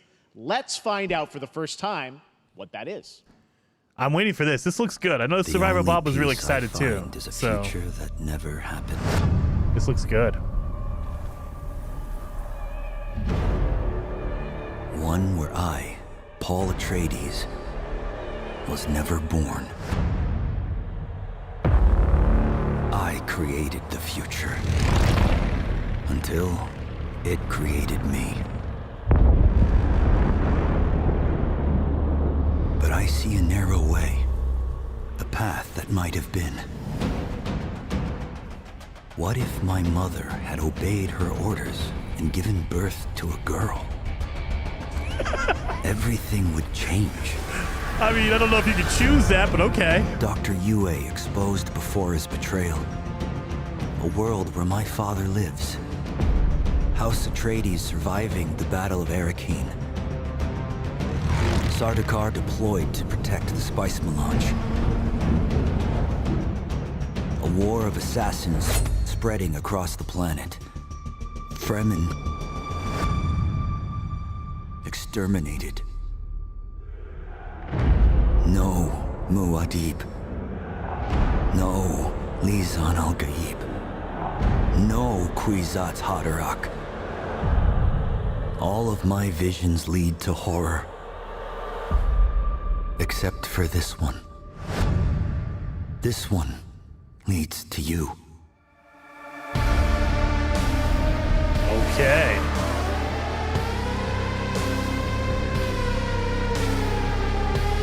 Still no release date on that. All right.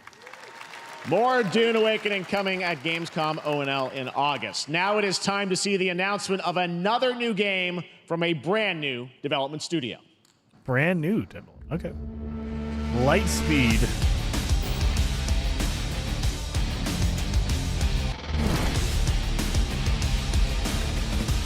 What is this? Helldivers 2D?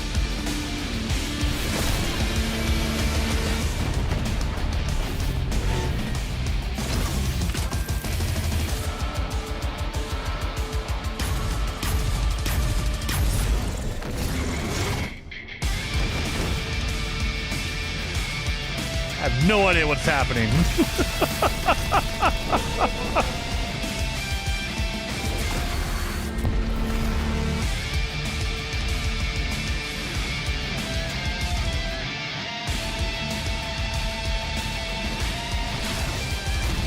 No idea what this is. This looks like a cinematic and not a gameplay or anything. Battle Aces. Okay. To tell us more about Battle Aces and show you the gameplay, here's David Kim from Uncapped Games. Yes, give me some gameplay. Chef. So Battle Aces is the RTS game for everyone. It's for players that are brand new to RTS as well as RTS veterans. We really want to bring the core fun of RTS to everybody, kind of like how games such as World of Warcraft did for MMOs or Hearthstone did for card games. So Battle Aces is an action-packed army versus army game that has a high emphasis on the strategy. We want to bring this type of very specific RTS fun to players in two major ways. First, we want to amplify both the in and out of game strategizing through unit decks. And what makes unit decks very cool is not only will players be able to define the exact way that they wish to play, but also players will be able to experience an endless possibility of strategies. Second, we want to eliminate the tedious clicks required to play an RTS as much as possible so that players playing this game are experiencing only the fun parts of playing an RTS game. So, if you want to learn more about Battle Aces, or if you want to sign up for our beta test that's coming up very soon, then please make sure to visit our website at playbattleaces.com. Thank you. Okay. Thank you, David. That was fantastic. All right. Our next premiere unveils the exciting new destination for a game that shadow dropped at the Game Awards last year, the Finals, with its unparalleled destruction wrapped in the world's most deadly game show. Now, after dozens of updates in 2 seasons, we're unveiling where contestants will be going in the all-new season starting next week on June 13th. Sharpen your katanas and welcome to Season 3 of the Finals. Did they announced the last Game Awards and it's already had 3 seasons? It can take us anywhere. How? The season every month?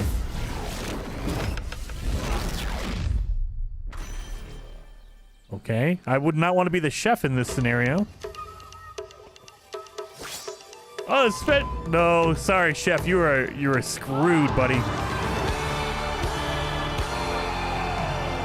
Kyoto, 1568. Great. Wait a minute. So it takes place in different eras? And he has a machine gun? Against samurais? That doesn't seem fair.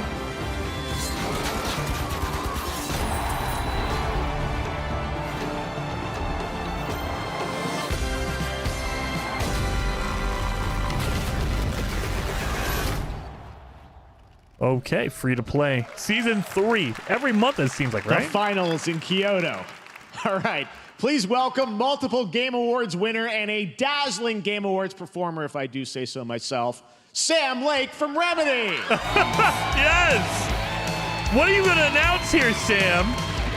Please tell me Max Payne Remastered. I'm not used to seeing him with a frilly shirt. Sam, you got to wear a suit. I think that's enough. Yeah. Thank you. Hi. You see, this is now the only way they let me come on stage to tell you something exciting news about Alan Wake 2. Okay. Many of you have been posting your Remedy game collection pictures on your shelves with Alan Wake 2 so far digital only, sadly missing. Is it going to be physical? Well, we are excited to announce physical deluxe editions and physical collector's editions for Alan Wake 2 coming this fall. You can lock in your copy starting tomorrow. Okay. Next, we promised you some expansion content for Alan Wake 2, right? Yes. I'm thrilled to introduce you all to Night Springs. I like this. It contains 3 episodes with 3 familiar, fan-favorite, playable characters in mysterious, terrifying, and quirky what-if scenarios. Okay. It was a chance for us to really go out there, as if we already didn't. Okay. Night Springs will be playable today in less than 24 hours. Okay. Tomorrow. Thank you. Now, with this world premiere, I invite you to step into Night Springs. I can't take him serious with the frilliness. Night Springs, a special place, a shifting space, existing in a countless number of parallel realities. Different every time we set upon the road that leads us there, and yet always familiar to us in Night Springs.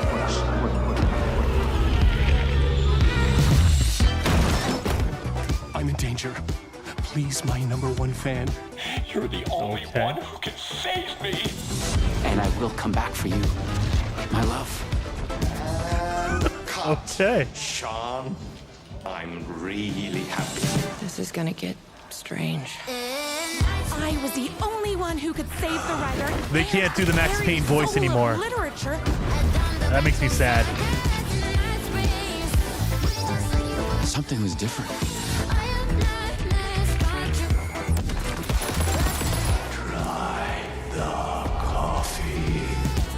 I have a shotgun. Well, I gotta... Wait, that's a real shotgun? They can't do the Max Payne voice anymore. That makes me sad. Radeon goes in Night Springs. Oh, my man. Through the endless tides of time. All right, Amazon. They've come to these mythical shores. Okay, this is New World update? Over death itself. Really? All right, we're just going to play all the good hits here. I like it. I can't turn it up. Dang it, this is high as it goes. Over the island's deepest secrets. Give me some more pixies. Come on. Where ancient mysteries awaken. Where heroes are forged. And demons are born.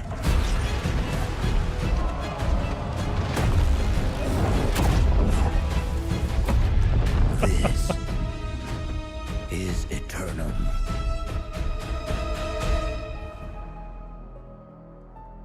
Okay. I got into New World when it first came out. We all did. That's right. I haven't played it since then. New World Eternum will launch on PS5, Xbox Series X and S, and PC on October 15th.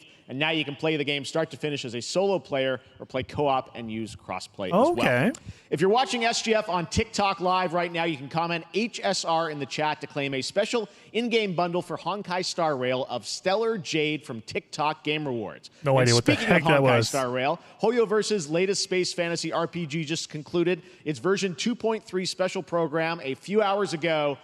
But there's more. A sneak peek at the upcoming expedition featuring a beloved character who is clearly ready for the forthcoming journey with her brand new look. I have no idea what he just said. Why do people choose to sleep? It's because they're afraid to wake up from the dream. Okay. You see, Quickly watch TikTok before it gets banned. Claim your whatever, your new thing on TikTok if you're watching over there. Claim your drop. I assume they're called drops over there. I don't know. And fade away like bubbles in water. And the future that you don't want to face will never I'm very come. interested all of a sudden.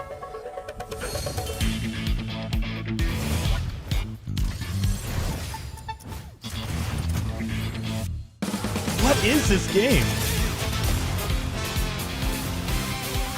I don't see any gameplay. What is this? I just see a lot of cinematics going on here. Everything is anime. I will say that, Dawn. Yeah. Why do people Anime's choose taken to over. slumber?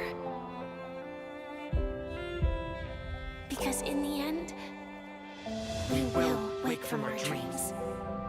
Okay. War dance? I can't miss out. I'm joining too.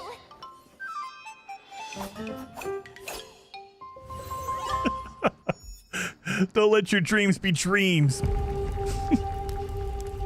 All right. Iron Mace presents. Oh, this looks okay. That's not short. Dark and darker. Isn't this already out? Maybe it's a commercial.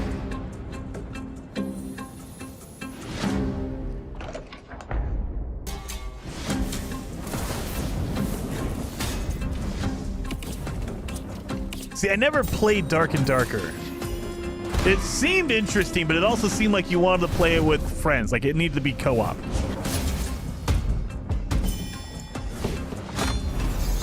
But I have no idea.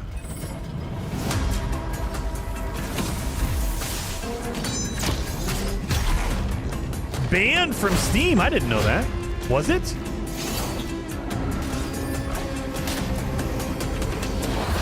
Oh, this is not the darker part. This is just regular dark.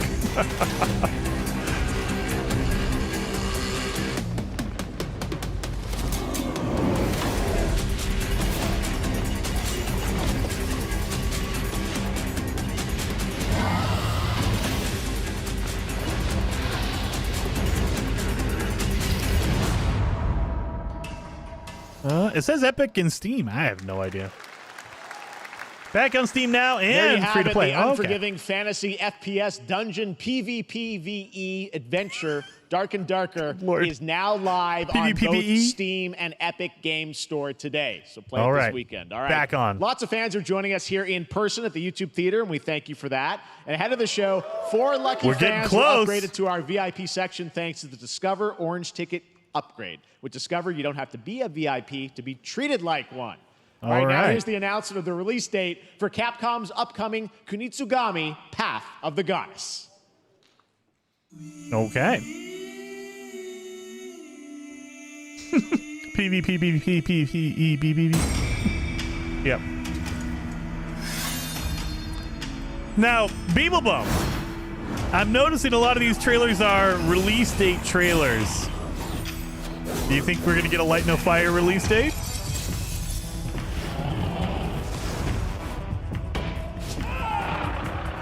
I'm just noticing a pattern, Beeblebum. I'm not saying anything. I'm just noticing a pattern.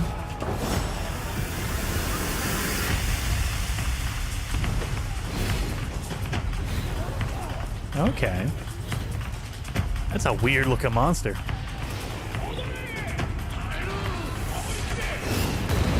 August 2025. Don't you say that, Beeblebum. August 2024. July 19th. Man, all these games are announced date, and it's like a month from now. What in the world? It's kind of cutting it close, traditionally. Usually you want to build up to your release date.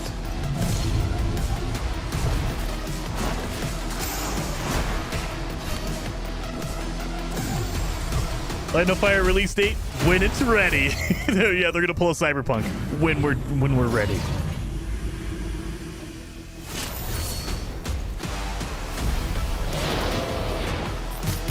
Okay. July 1st. Dude, if Sean Murray comes out and says coming out July 1st, holy crap, the world will end. That's gonna be too crazy. But I have noticed a lot of these trailers are like, hey, the first time we're going to see the release date, and it's like a month from now. It's in July. Hyperlight Breaker. Okay. Late summer. Well, you's a cutie little corgi, don't you know? I love this game. It looks so stupid. I love it. Well, you's a naughty little corgi, don't you know?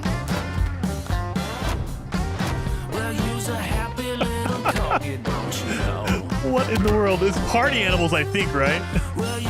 This looks so funny.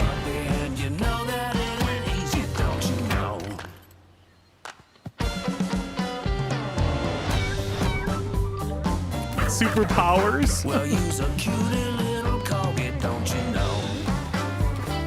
Okay. Well, you's a fluffy little kitty, don't you know? I am Corgi? Dude, I'd be a Corgi. Gotta be a dog.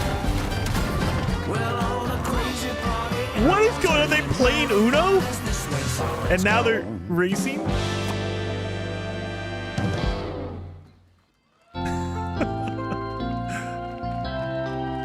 Corp.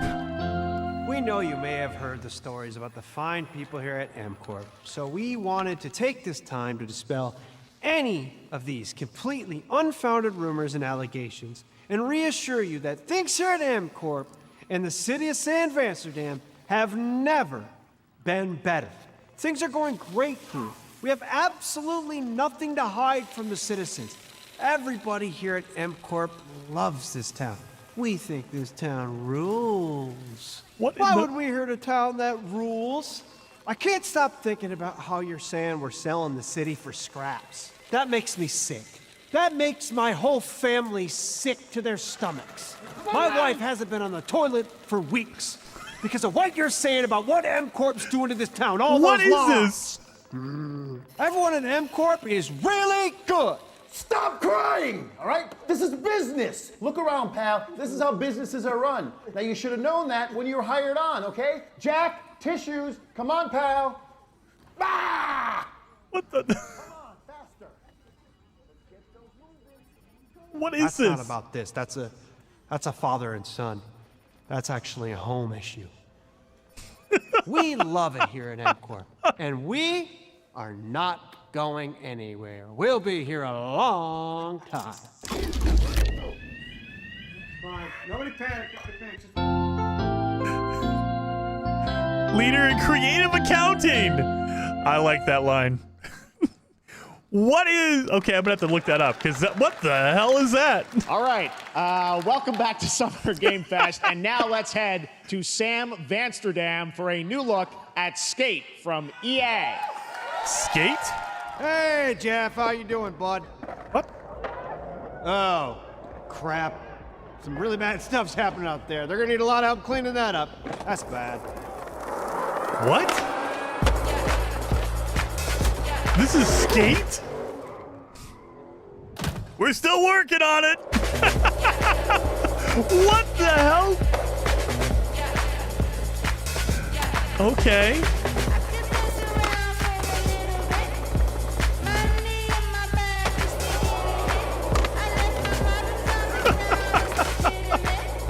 Okay. This is, yeah, pre-alpha. That's what they have in the bottom corner. Come play with us. Skate. Wow. Okay. They're still going. Very exciting that people will finally be able to play Skate on console in the near future. Yeah. Our next world premiere is an indie sensation from Japan that is adorable, deadly, and has over 25 million players worldwide. And is anime again. That's right. I'm talking about Power World. I mean, just look at the giant depresso. Cheer up, buddy. It's Summer Game Fest. Power World. Now, here is the first major update announcement. A whole new island is coming. Oh, okay. Time to jump back into Power World.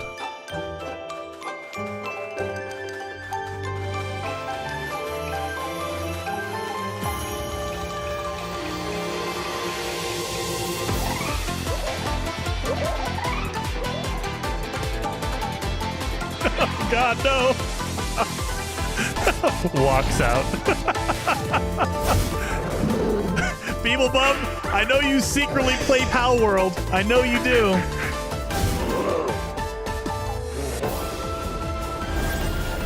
Xbox dedicated servers. Beeblebum, you need a dedicated server. New buildings and a level cap.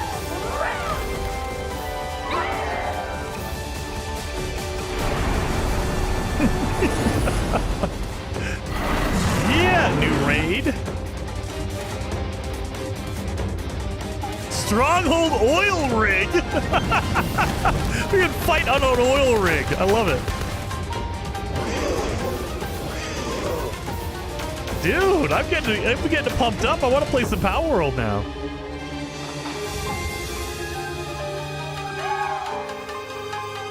Yeah.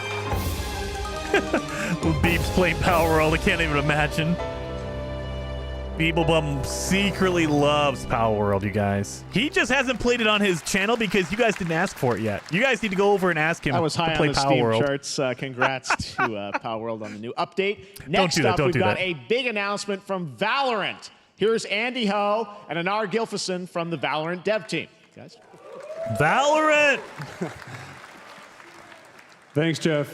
Hey, everyone. Since 2020, we have been fortunate to serve players in their pursuit of what we call the Valorant moment. Okay. The big plays and clutches you make while all eyes are on you.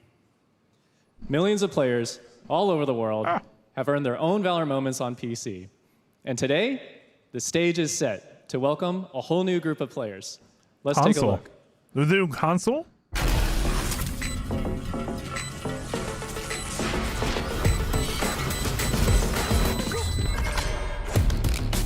Target down.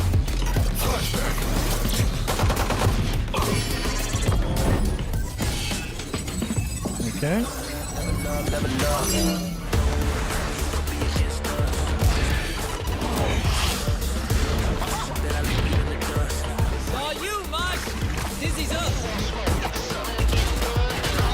Yeah, you only get one. You only get one Valorant moment.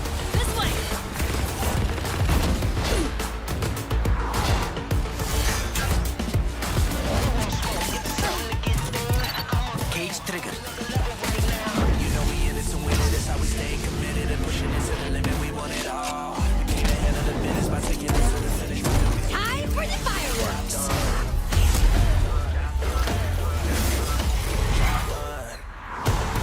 Healing you.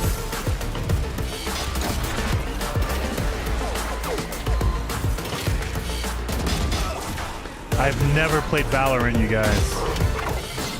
What's this? If I ever got into a shooter, like an arena shooter like this, I'd probably be Apex. So I love Titanfall.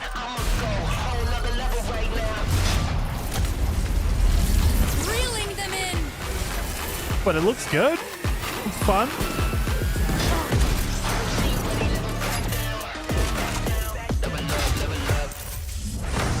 Just walked into that shot. Coming to Xbox and PlayStation. Console.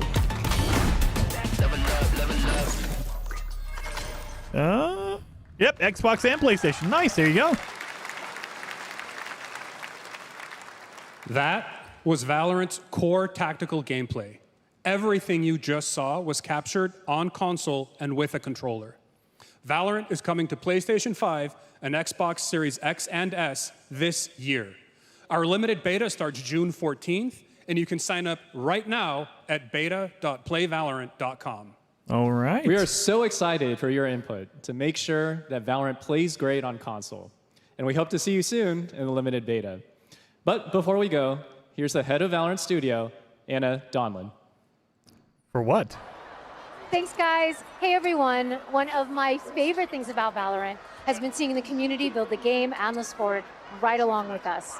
For the last 4 years, we have been on the most amazing journey, bringing Valorant to players all around the world, most recently to China, where I'm currently at Valorant Masters, one of our largest global tournaments and community celebrations. Seeing the community evolve as new players bring their passion and expression to Valorant has been the biggest joy of the ride so far. And now we are ready and so excited to welcome a whole new group of players onto new platforms. We hope you'll join us, and we can't wait to see where you take us next. Okay. Awesome, I guess.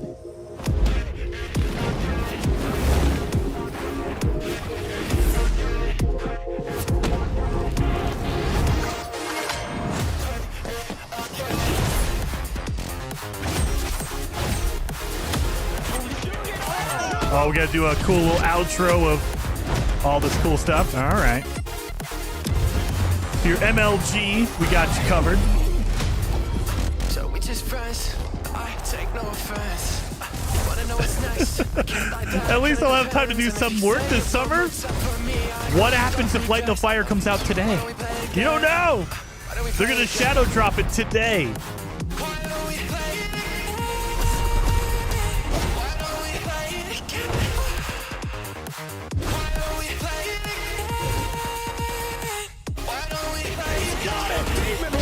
Shuts it down. Okay.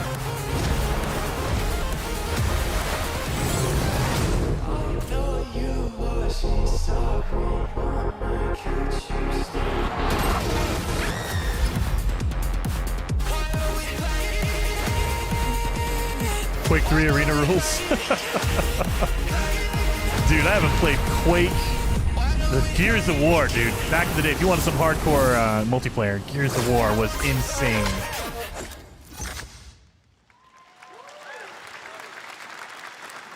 Exciting to have Riot on console with Valorant. Thanks to the team at Riot for sharing that with us here at SGF. Yeah. Our next announcement is a big deal from our friends at DoorDash. 5 weeks of deals with Summer of Dash Pass. Sign up for Dash Pass now for $0 delivery fees and get 50% off your next DoorDash order. All right. Now, here in the audience, we've got a guy who is normally co-streaming our shows, Yang Ya, who is also an amazing voice actor. All who's been in right. countless games such as Like a Dragon and God of War Ragnarok. Do we see Sean? Well, next week, Yang is going to be voicing a character in a movie, Inside Out 2, where he plays a fictional video game character, Lance Slashblade. And we've got Are we your in a trailer? exclusive first look. Check this out. We're doing a movie trailer? Come on, Jeff. Welcome to your eternal fate. Lance Slashblade? But he's a video game character. Why is he here? Yeah, I always thought Riley had a secret crush on him. I never saw the appeal. Wow. I long to be a hero, but darkness haunts my past. I'm in 100%. We were all banished here, deemed unfit, worthless. Don't you dare say that! You do not deserve to be Okay. thrown away! 1 second, Lance. Don't you remember his power move? I'm coming for you, Riley! Oh yeah? What's this? Run! No one is totally worthless. But I am a warrior cursed with a feeble attack. Then you must make your curse your gift. He just punched off Shield the yourself, screen. my friends, Oh my for God. I shall set you all free! No. The #1 gaming monitor brand in the U.S., There we go. Samsung, just released new 2024 monitors for gaming, work, and entertainment. Scan the QR code now to get up to $300 Samsung credit when you purchase through June 17th, plus a chance to win $5,000 Samsung credit for U.S. We're getting residents. close to the end. Summer Either. Game Fest 2024! Look at all of you cooped up watching What is video going game on here? announcements. All right. And yes, chicken does look a lot Either like Ken there's no Light No Fire in Summer Game Fest, or they're saving it for the end for a very special thing, because we're getting close to the end of Summer Game Fest. Getting close to the end. Maybe it's in the Developer Direct, the more indie focused one. Maybe that's where it is. But Squad up. I mean, I have a feeling they're really? We're doing mobile games? What's going on? Who are you? Look at your phone. Okay. I'm the chicken. We're here to make your life more fun. Maybe Light No Fire is in the Developer Direct, which comes in after the Summer Game Fest. But Get out of the fucking bed, dude. Get out of the bed. I don't know. I think I'm an excellent candidate for the job because your swordplay. Tell me about your swordplay. He is a bridge. He's one of the most equitable people I've ever met. Great emotionally. Also pillaged a few villages. I'm not a lawyer. Okay? I'm just a lumberjack. I don't think you're qualified to be an accountant. So. What is this commercial? Which is why you'll have the job. Congratulations. What's the parking like? There's more where that came from. Oh, I hope not. Guys, maybe everything isn't a squad activity. You can definitely. Yeah, just relax your bowels, your mind. I'm bringing out a different story. This time I'm mistaken for handing you a hardware breaker. This is amazing. All right. I've been down. This is a terrible, terrible commercial, but in the best way possible. You call this a squat? Pathetic. Pasta. Jinx. Jinx. Jinx. Jinx. Wait a minute. Jinx. You supposed to be a lumberjack? I love it. You know what? This is a terrible, terrible commercial, but it's so good. Go chop some trees, would you? I'd be delighted.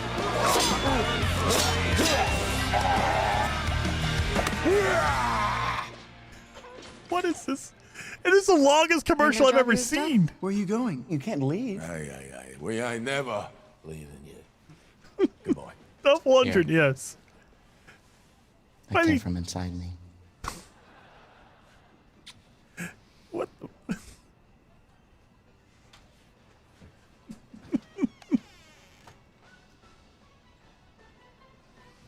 No. You want me to shut the door, or?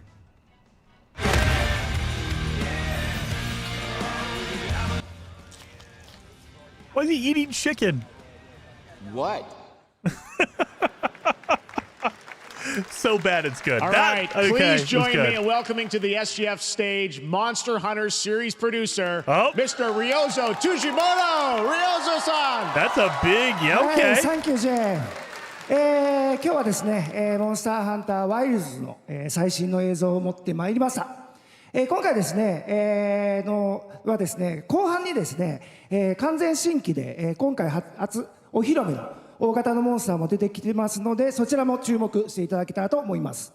Thank you, Jeff. Hello, everyone. We've prepared a very special trailer today for Summer Game Fest. Yes. I want everyone to be on the lookout for a very mysterious large monster near the end of the trailer, as it's an important monster within the game.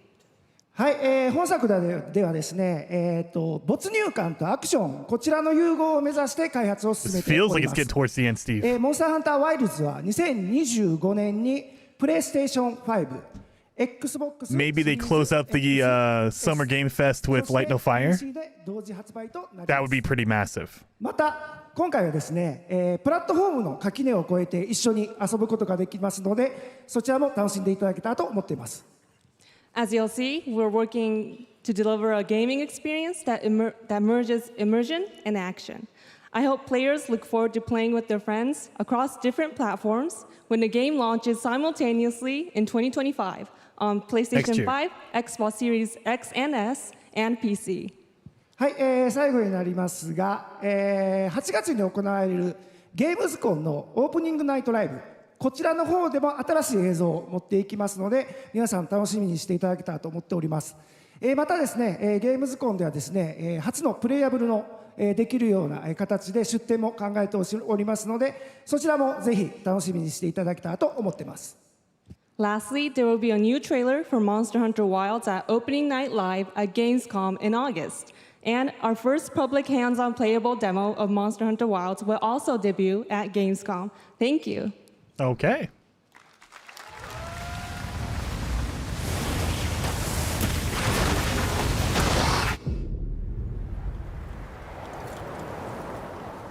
Over there!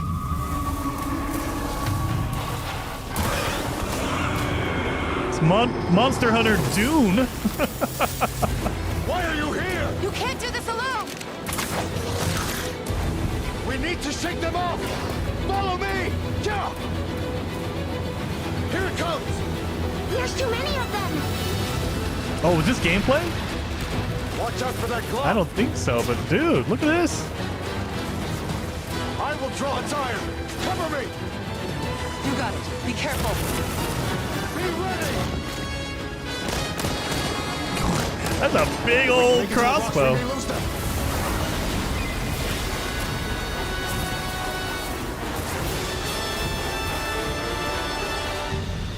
I think they said gameplay was going to happen in August, so this is probably not gameplay. As I feared, it picked up our scent. I'll handle it. You find someplace safe. Thank you. I'll handle it. You get out of here. Okay.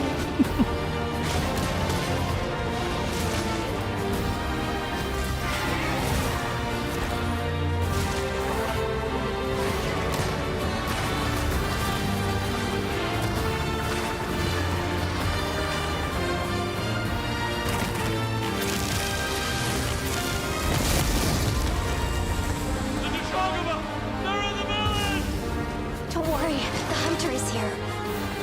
Just watch. You'll see what hunting is all about.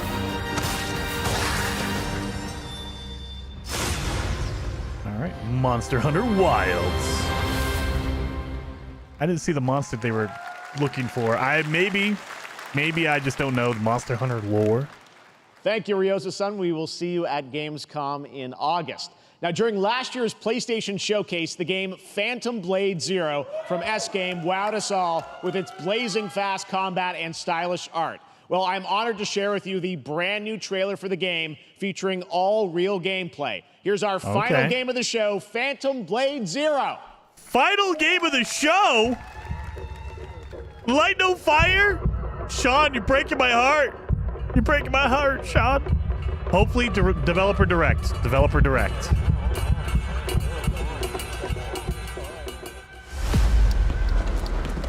How many days do I have left? 42 or 41? The face of this is here! Don't go up there. Turn back. No! Before it's too late.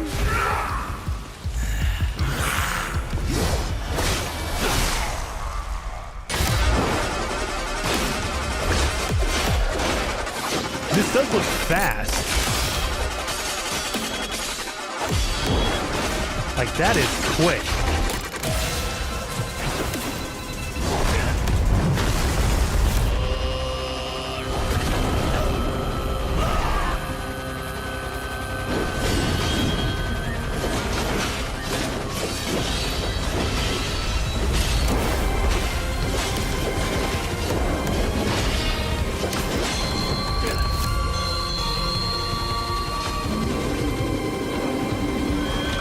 What the hell? Okay, bomb.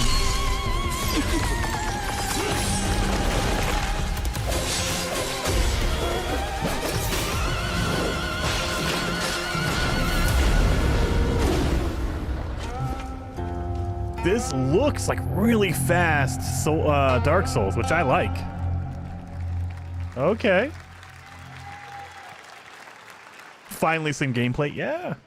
That looks so good. Full demo that media will be playing this weekend, so you'll hear much more about that. And that's going to do it for our Summer Game Fest live show. Thanks to Joy for joining us. Thank you, Jeff. Thank you, Joy. I had such an amazing time. Happy Summer Game Fest, everyone. Thanks, Joy. And we have so much more, so stay tuned because Day of the Devs is coming up live right now on the stream, featuring an hour of indie game reveals, including the next game from Cappy, and that's followed by Devolver Direct. Now keep checking SummerGameFest.com for other event streams this weekend, and we'll see you again live this August 20th in Germany for Gamescom Opening Night Live. Okay. Thanks for watching, everyone. Remember, Day of the Devs starts right now. So Day of the Devs, that's where we're going to see it, baby.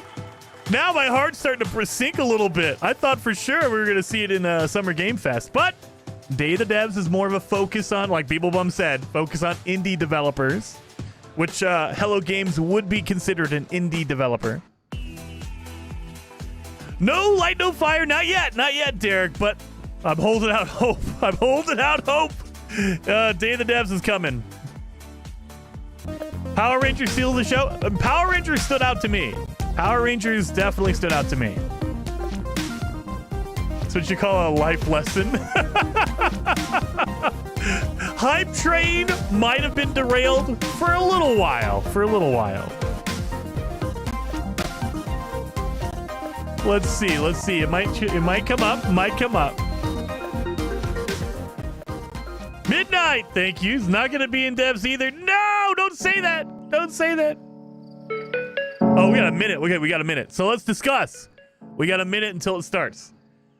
My heart hurts a little bit. Now, he just said a title as a highlight was totally not. No, I mean, HG would be the highlight. I mean, that's what I thought too, Beebs. Like, if you're bringing Hello Games in, you're probably going to have them in your Summer Game Fest. You're not going to have it in the Day of the Devs. However, could be. I don't know if it could be or if it is, but possible. Kevin says, Sean, I'm not mad. I'm just disappointed. I'm a little bit disappointed, but again, they didn't say they were going to be there. Sean Murray, he just retweeted. So we all jumped on it thinking, of course, if he's retweeting it, that means they're going to be there, right?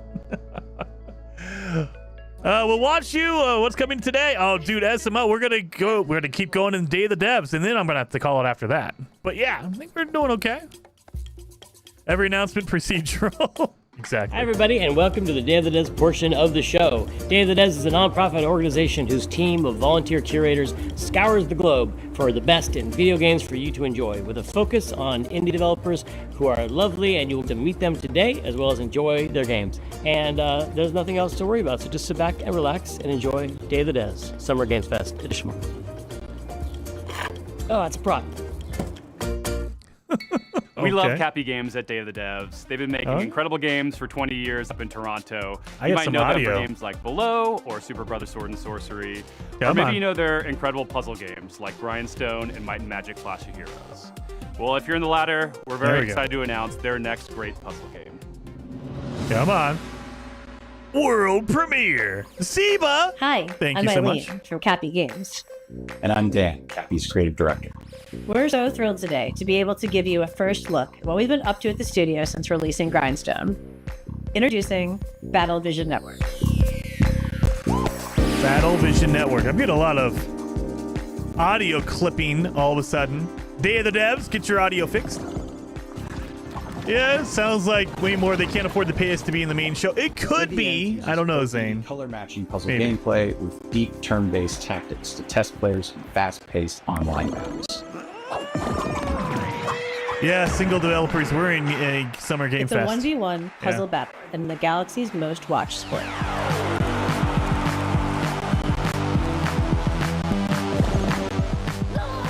Okay.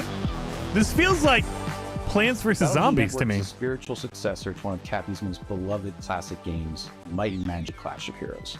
Okay. EVO reimagines Clash of Heroes' puzzle combat design to center an element that we at He didn't just retweet, he added a statement that made it seem like he was something was going to be said. I know, Red. I know. Over several rounds, that's why I was really confident. Launching attacks by creating that's okay. color-matched formations. Still got another hour. Units. Vertical matches create attackers. Horizontal matches create defenders. The rapid-fire matches last a couple of minutes. BVN isn't just about dominating matches. BVN teams spend a season vying for the title of champion, and the player community ultimately decides which team takes the crown. Choose between multiple teams, bursting with personality and Tobias. each with its No own Man's Sky playable and 2016 homework. unfinished. Light No Fire 2026 unfinished release. No! 2024. 2024. For everyone. Gameplay is simple enough to jump into, but as you rise in the ranks, you'll unlock new units, each with game-changing abilities, and discover endless new tactics and strategies. Charismatic captains front each team. Captains run the playfield with big personalities and outsized power in the form of tide-turning special abilities. This is a very deep dive into this game. I have a feeling this is their main event.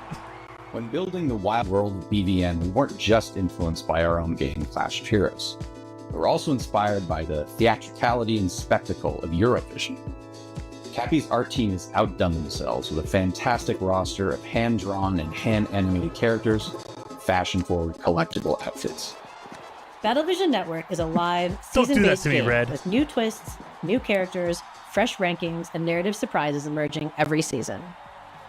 Also excited to feature a phenomenal soundtrack by our frequent collaborators, the incredible Jim Guthrie and Sam Webster.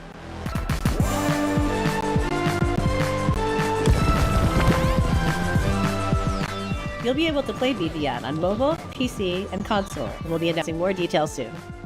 We're so thankful to Day of the Devs for a chance to introduce Battlevision Network. I'm grateful to our awesome partners, Netflix. Wishlist the game to join the fun. Okay. Our next title comes to us from the Game Bakers, a small studio in Montpellier, France, who claim to make games the same way they cook food, with a lot of love.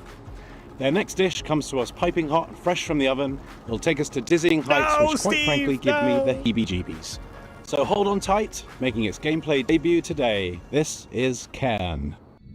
Oh, we saw this earlier, okay? Now we're seeing doubles?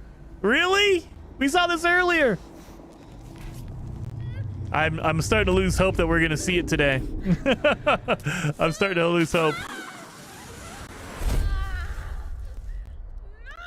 Thank you, Tobias. Very much appreciated for that. Hi, I'm Emric from the Game Bakers. Super chat. Maybe you know us for Fury or Haven. Fury was a hack and slash and Haven an RPG, but both were games about freedom. Live free to love who you want. Today I'm presenting our next game, Cairn. This feels like pre-recorded and the audio is not good. In Cairn, you play an alpinist who's climbing a deadly mountain. You put your life at risk to reach a summit that nobody You and me, reached Atlas. before. You and me. August, maybe Obsessed September by this 2024 ascent, for and Light you're No Fire. trying to free yourself from your own chains. But the fact that we're not seeing it makes me a little nervous about that. Cairn is what we call a survival climber. You have to climb, but also survive in the mountain. The climbing is very realistic. You can climb absolutely everywhere as long as you manage to keep your balance and stamina. If you are careless, you fall. But don't worry, you have a... Falling, oh, look at that. trying again the same route or a completely different route, trying over and over. To make it, you have to push yourself to go beyond your limits. Yeah, audio is cutting out. Each wall to climb. We feels can like do a an reload, but I don't almost think it's going like to a work. boss But fight. let's try. Let's try reload. Even though you can climb So give me free 1 solo, second. Alpinism has a natural checkpoint device. Let's see. Just a- Natural checkpoint device. Pitons. But you have a limited amount, and using them at the right time is key. Eventually, reaching the top of the wall is extremely satisfying. Now that's them. It's freeing. Nope, won't help. Yeah, I know. It's bad. Thanks That for sounds watching, fine to me. And wishlist the game to stay tuned. It's a weird sound person thing. I mean, A so two-person team if you're in crazy Canada like has me, been you'll hear developing it. this next game in absolute secrecy over the last 3 years. And as a fellow Canadian, I call dibs on introducing it. You may also recognize one of the developers' voices from their wildly popular YouTube channel. From Nanopark Studios and I Am 8-Bit Presents, yeah? prepare yourself for, wait for it, World premiere.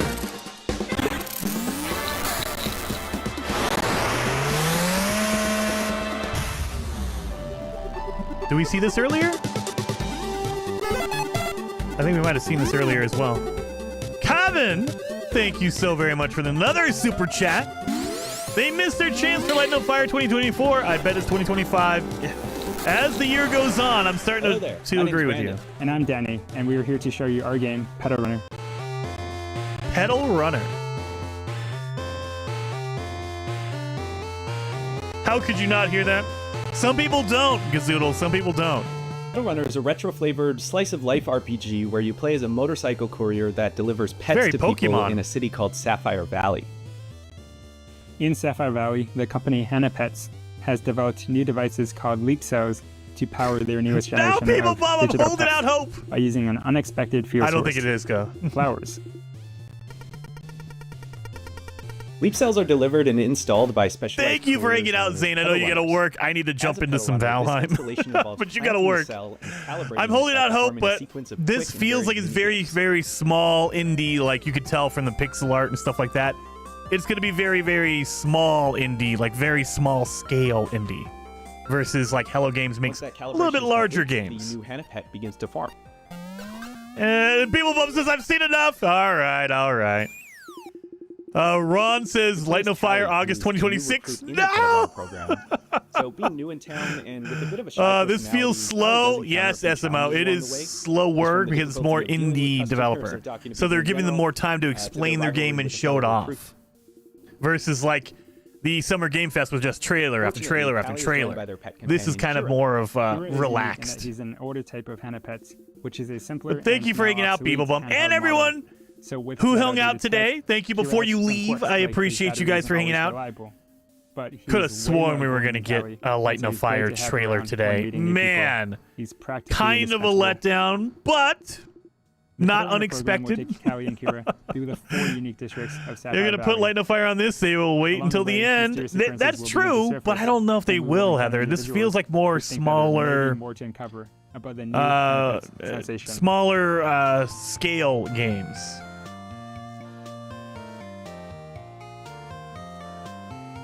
And then Tobias with the 50 gifted memberships, dude. I appreciate you. Thank you so very much, Tobias. So very, very much appreciated, robots, man. There's flowers, even there's with pets, this, I'm like, we tried to really give no Light, no fire. To it, and we just hope I you have fun appreciate you, man. playing. 07. Thanks for checking out Pedal Runner. Sorry, I did talk over a lot of that. I apologize for that. Just more, talking about Light No Fire that we haven't seen yet. And everyone's becoming a member now. Remember, we will be back tomorrow with Future Game Show. Studio. Our next game is a dystopian thriller that's as every bit Orwellian as it is Lynchian. It's a tale of temporal technologies, unimaginable body horrors, and psychedelic nightmares. This is Karma: The Dark World. Karma: The Dark World. Oh, Jesus Christ. I'm not liking that. I think we saw this during the whole Blumhouse thing. 我是 Karma: The Dark World 的创意总监王永鹤。我们团队微软工作室来自于中国上海。团队的目标是带给全球玩家有趣且有深度的叙事动力。很荣幸借此机会向各位玩家展示用我们才华横溢的微软所制作的第一款游戏。 I know we thought about that. That was the rumor, but when is that? I haven't seen that news yet. Oh, it's coming out later this year? Oh, Mark, we might do that. Because I do like the thing. As long as I can play as Kurt Russell. 这是一款第一人称叙事驱动类的心理恐怖游戏，玩家将扮演利维坦思想局的任务干员丹尼尔，他的主要任务目的是潜入嫌疑人的大脑，并调查事件的真相。玩家将在2个不同的世界中进行冒险，去体验完全不同的情绪和故事。一个是在反乌托邦的现实世界，你将了解到扭曲、压抑、毫无人性的社会观。No release date. Okay, just later this year for the thing. 另一个是用记忆所构建的网中世界，你将看见诡异恐怖的画面，但却包含了令人痛心的真相。在这个游戏中，作为探员，你需要坚守意志，效忠这座城市的掌控者利维坦公司。但直到有一天，你发现正在调查的案件发生了翻天覆地的变化，你冰冷的心从此开始逐渐融化。I feel like we saw this during the Blumhouse thing for Game Fest. So it looks like there's some games that are shared. 一个你没有体验过、带有浓厚电影风格的反乌托邦游戏。如果你想要了解更多关于这个故事的最后的真相，请访问我们的网站 karmadarkworld.com， 我们会第一时间告知你试玩的 demo 相关时间。最后，请大家享受预告片。Subtitles. But yeah, I get it. Fuck! My prosthetic! Not into gore horror, like Vital Frame. That's my kind of horror game. Yeah, I think I'm with you with that one on Steve. With you on that one, Steve. That's what I meant to say. Karma, the Dark World. I will echo. How do you follow up making 2 of the best indie games of all time? Make 50 more. That's what's happening with UFO 50. This is from the team at Mossmouth, who made Spelunky and Spelunky 2. It's as if you took the modern design sensibilities of today and went back in time and made an entire console worth of retro games. And it's coming so soon. Oh, they fixed the audio. I'm Derek. I'm John, and we're part of the team of indie developers working on UFO 50, a collection of 50 games. You heard that correctly. That's 50 brand new games. Okay. So a ton of like retro styled games. Okay.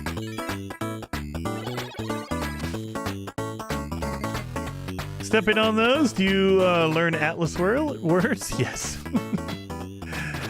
Oh, Scuba Steve says I really need some good sleep tonight. I'm gonna Dave this presentation for later. I'm gonna save it. Just gotta go to sleep. Get some sleep, Scuba. Get some sleep. First and foremost, these are not mini games. Some of the games are smaller, like arcade-style games.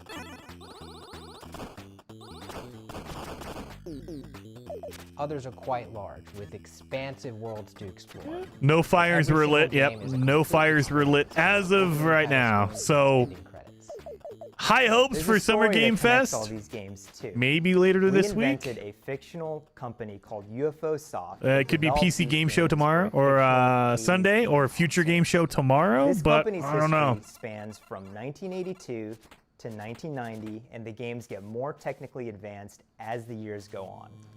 And as you explore the timeline, you'll find that some games have sequels or recurring characters. Okay. We also thought about the limitations of the hardware. We devised a strict 32-color palette as well as audio restrictions to make you feel like you're in the world of UFO 50, no matter which game you're playing. I don't think Jason got my joke. But one area where we didn't limit ourselves is in the game's designs. We were happy to build on modern game design and genres, and we strived to make sure that each game felt like a unique I tried to. I thought you misspoke. Dave, like Diver Dave, instead of Scuba Steve, Diver Dave. I think I got your joke. We like to think that UFO Soft was a company that was ahead of its time. All of the games are unlocked from the start, so you can explore the collection in your own way. Every game's not going to be everyone's favorite, but figuring out which games you like is part of the fun. With so much variety, you're sure to find something to get lost in, whether you prefer fast-paced action games or thinky strategy. I hope Light No Fire is 2025, but I have a feeling it will be 2026. No, I'm hoping 2024. And we all have fond memories of going to a friend's house and browsing their game library for something to play together. Oh, no, Scuba Steve says I meant it's so boring, I'll watch it while trying to sleep. It's boring. I mean, interesting if you're an indie, like, game fan, and I think there's some good stuff. Dave the Diver was really, really good. It's an indie game. Well, to finally announce a release date. That's right. UFO 50. Michael, I appreciate that. Thank you for the super chat. 18th. Very much appreciated. Consolation prize. I appreciate that. Thank you, man. I know, Steve. I know. Oh. Are you going to co-stream the second stream? Find our Steam page and wishlist the game so that you can be notified when it comes out. Yep. Remember, guys, for the people who are left. The developer of this next game should be a pretty familiar face, so it should be no surprise what they've cooked up. But nevertheless, it's still a world premiere. So take it away, Spry Fox. What is this? World premiere. But yeah, we will be streaming all weekend. So tomorrow is Future Game Show, and Sunday is Xbox and PC Game Show. So I will be streaming all of those.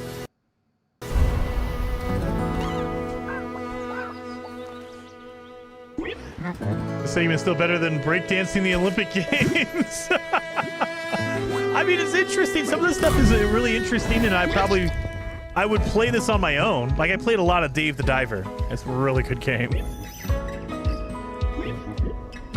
I need to get into, oh god, what was the other boat game? God, I can't remember what it was. It came out last year. Jason, Beeb, Zane, and GG should play Pal World. That would be crazy and fun. Ron, I don't think we can convince Beeblebum to play Pal World with us. I know Zane would. Maybe Gek, I don't know. If Gek might not be into that either. I know Zane would be into it. Beeblebum. You'd have to strap him into a chair and force him to play. I don't think he likes the idea of Pal World.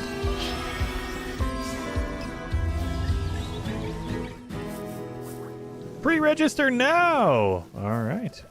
No in-game ads, no extra fees, no in-app purchases. Available exclusively for Netflix members. Who plays these? Jim, more people than you know. Hi, everyone. They all find their audience. Studio manager of Spryfox. And I'm Jamie Antonise, lead narrative designer of Cozy Grove Camp Spirit. We hope you enjoyed the worldwide premiere of Cozy Grove Camp Spirit. We're really grateful to be a part of Day of the Devs alongside so many creative and inspiring developers.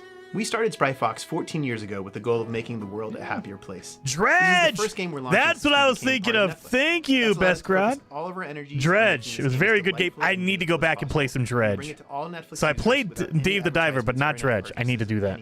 We feel really lucky. Power World June 26th. I think I will play that. Takes place on a haunted island. Captain Steve, do it. Do it. Assortment of troubled. Looking for a fourth for a pickup game? I mean, might need to. If Bethesda's launching big updates on the 11th, makes sense to avoid launching anything around that. Where your small daily could be. Kindness advance the story.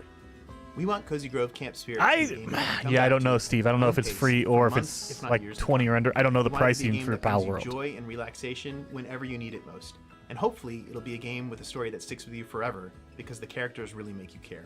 Cozy Grove Camp Spirit is launching soon, so pre-register now on your mobile app store to be the first Spirit Scout on the island. So it's a mobile game. Okay. Are you a dog lover? Yes. Then you'll be super into our next title. Hell, I'm more into cats, but this game is just so cute, I can't help but be into it.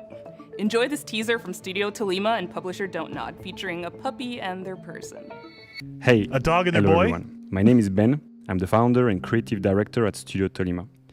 We're a small indie studio based in Brussels, Belgium, and we are working on our first title, Koira. Oh, okay. Oh, this is not... Oh, I was thinking Boy and a Deer. Koira is a narrative game where you wake up in a snowy forest and encounter a small puppy who got trapped. You set him free, and together you go on a beautiful adventure and set out to reach Koira's house. This relationship is really at the heart of our game. Okay, in I like Koira, this. you go through a musical forest, filled with sounds to discover and interact with. For example, Tyler? an animal in the forest Sadly, no. Light No Fire news or No Man's Sky. And you can use their voice. We were not expecting any No Man's Sky news, but we were kind of thinking that Light No Fire would show up at the show. It did not. No Light No Fire, as far as we know. Maybe it's later in the weekend, maybe it's tomorrow or Sunday, but I'm not holding out hope. I thought it was going to be today, Friday, but nothing. You can also just play together. For example, by playing fetch, building snowmen, or my personal favorite, playing hide and seek. As they journey through the winter wonderland, they encounter obstacles, they share laughs, and they save other woodland creatures. But if winter is magical, it's also dangerous. And they are not alone in this forest. Mysterious hunters are lurking around and following them. Our goal with Koira is to create a universal tale which focuses on the emotional journey. We want to create a game that is as immersive and intuitive as possible. It's a game without any text nor dialogue. The whole story is brought to life through expressive hand-drawn art, frame-by-frame animation, and a beautiful original soundtrack. It looks good. Let yourself be carried away by the magical and serene Rip Reaper says, Jason, can you explain what Light No Fire is?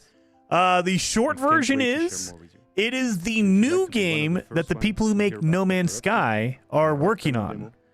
The longer version is, it is a massively multiplayer game in the vein of No Man's Sky, but instead of a whole bunch of planets, it's one massive planet that everyone can work on. So think No Man's Sky, but instead of all the planets, it's one planet that's huge, massive. That's what, and it's coming out soonish. We have no release date, but they are working on. The same people who make No Man's Sky are working on Light No Fire. Hace un tiempo hice un juego de puzzles multipremiado llamado Ethereal, junto con Tommy Batista. Desde entonces hemos estado trabajando muy duro en una aventura mucho más ambiciosa, junto con nuevos amigos, David Hellman, cuyo arte expresivo seguramente recuerdes por Braid, y Nick Sander, que con su humor y creatividad probablemente te ha hecho soltar más de una risa con Carto. Con nuestra visión creativa compartida queremos traerles algo que se sienta fresco y ligero. Ojalá les guste este nuevo vistazo a Ranger, a Role Puzzling Adventure. Okay. In a Ranger, you play as Gemma, a slightly chaotic young woman who's looking to venture out beyond the overly cozy confines and you move the of her whole thing, hometown. okay. Always been a bit of a Alex, no! 2027! Why is it getting farther away? It should be getting close. You guys are saying 2026, 2027? No, not 2028. No! But are you 100% sure? Is there any reason to keep watching? I mean, the Summer Game Fest, is there any chance? Robop, I would say there's probably like a 5% chance. It's really, really low. Is it possible? Sure. Do I think it's going to happen? Never hesitate. I don't think Light No Fire is going to show up at the Day of the Devs. This feels like it's a very, very small indie, small scale kind of game conference. But there's always that little tiny bit of a chance. Interconnected grid. It's very small though. I would not expect it. I would be shocked if it shows up here. I would be shocked. Wilderness spaces to navigate, full of optional puzzles. 2104. No, no. 2024. 2024. And dungeons teeming with monsters to puzzle your way past. It's coming in 2030. I just called Sean. No, no. Or through. Told through expressive comic-style cutscenes. We follow Gemma on her journey of self-discovery. Heading out beyond the walls of her town, she soon discovers a beautiful, inspiring world. But also, we get a trailer in fall for February 2025. Mona, called the no. My joke was they were going to have a trailer today that says fall 2024, and then they were going to delay it from fall 2024 to spring 2025. That's what my joke was, but we haven't even gotten a trailer for Light No Fire yet. Well, we've gotten one. I thought we were going to get a new one today. Red herring than the developer name Cozy Game Pals, because their idea of cozy is a little twisted. 2024 for real this premiere time. First look at the very first release from Blumhouse Games. Oh, there's another horror game world premiere. Amy, are you okay? Okay. Do you see anyone? Nah, it's totally empty. I hope the board looks as creepy as I imagine. Let's go. With hands in August or September 2025? You think it's a full year away? It's possible. Possible, Captain Steve. What was that? I'm going to say, I'm still going to stick with end of 2024. I'm talking like October-ish 2024. That's what I think, but as time goes on, I get a little bit nervous and less optimistic about that. Oh, I've got to get out of here. Where did you go?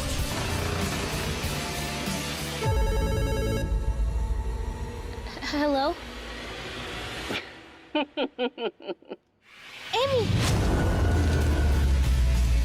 Just go home, Viv. This looks really scary. 2024, you gotta no matter believe. what. Exactly. I had to will it into existence in 2024. Don't worry, Viv. Everything is going to be spectacular. I feel it is more a so small team. Yes. So happy. This is definitely for lesser known A few months indie ago, devs. this next game appeared on the interwebs out of nowhere. It mystified us. It seems like a novelty at first, but then you realize just how profound its mechanics and rendering engine are. From Crescent Moon Games and Those Dang Games, this is Screenbound, a game. Hey guys, it's Josh Precyson, and I'm the game director of Screenbound. Today we'll be talking with Kyle McKeever, who's the game developer. We'll be talking about the game's mechanics, how it started, and how it's going. Hi, my name is Kyle McKeever, and I'm the developer of Screenbound. And Josh, you and I have been working together on Screenbound for a couple months now. Do you want to talk about the idea of how Screenbound came to be? So I was watching a video of someone playing a Game Boy, and I don't know why it came to mind exactly, but just seeing the image of someone holding a device in their hand with an environment in the background and something happening on the screen made me think, how could you link this all together into a game where you're playing on the screen and you've got a 3D environment and they're both linked? It started with a little prototype of just a character holding the device, having an endless running motion and jumping at the same time as seeing it in 2D and 3D. And then the other part of it was the controls from the prototype. They weren't set in place. I think we were having this problem where you're exploring this world, but only facing forward, and you can move side to side, but you're only looking in front of you. So at first we're like, okay, maybe we can just do a 180 so you can at least go backwards, because we were constantly moving forward in 3D space. So we tried that. That felt a little weird. And then at that point I was like, you know what? Since most of the games out there that people are familiar with are first-person shooter games, why don't we try FPS controls? And then you implemented an FPS controller and kept the 2D essentially the same. And for some reason, it just miraculously worked. So the device itself that you use in Screenbound is a quantum device. How that works in the context of the game is that the 2D world that's presented on the screen is actually projecting an environment as a 3D world, which is also how it works in the level editor, because the level editor is 2D, and once you finish your level, or you're finished working on it, it actually builds the entire 3D geometry out and creates a 3D world.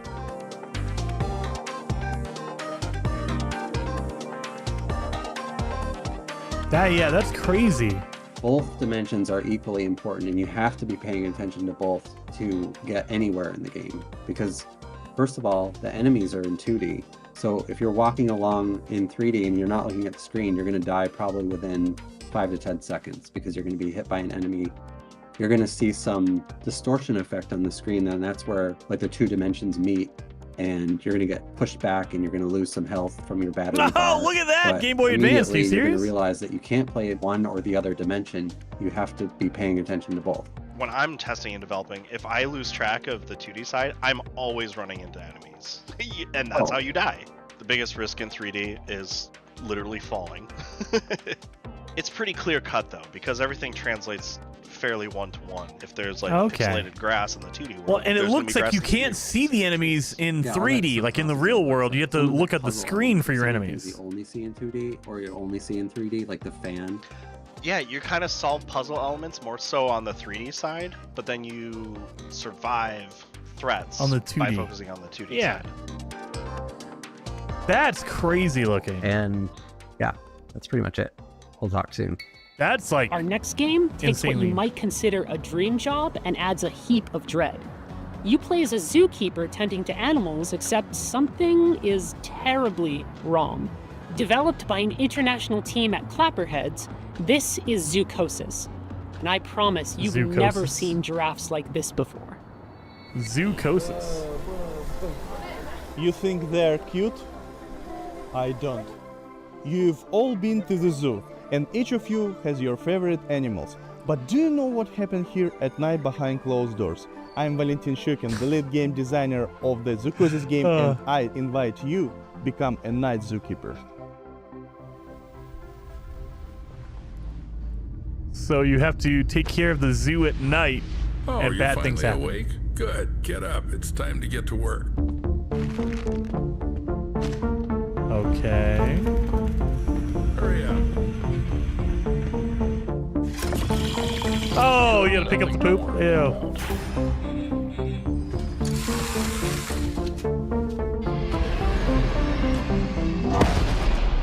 What was that? There's something in the works that you're not ready to know about yet. The plot of the causes was written in the best traditions of the thriller and horror genres. We aim to create a dark atmosphere resembling the works of Hans Giger. Mick Juicy. Yeah, there's no trailer for Light No Fire. Don't think we're gonna see one today. Don't think we're gonna see one today. This is our mobile veterinary station. Here you'll be mixing medications for our animals. Are they sick? Well, they can be. We need to closely monitor the health of the animals. Shot that thing in the butt. Specimens. The mutation, the parasite, and the infection that's happening to these animals, it's kind of like reprogramming their biology. What the?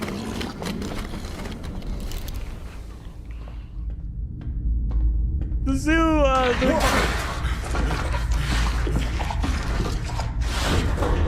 don't like that. The giraffe head acting like a large anaconda, slithering with its jaw unhinged, try to bite you. I don't like that. The concept of the giraffe set the basis of each animal having their own unique design in their mutation. Is that a kangaroo? There also will be many endings in the game. Each of the endings depend on the choices made by the player during the game. Planning out all the endings was quite challenging. We dedicated a substantial amount of time structuring the paths and dialogues. Yeah, that does feel like the thing for sure. Mutated animals. Ah! Every zookeeper is entitled to a service car. This one's mine. If you perform well tonight, you'll get one in the morning. Is that your wife? Should I tell her you're staying here for the night? Keep in mind, I'll lock you in until morning.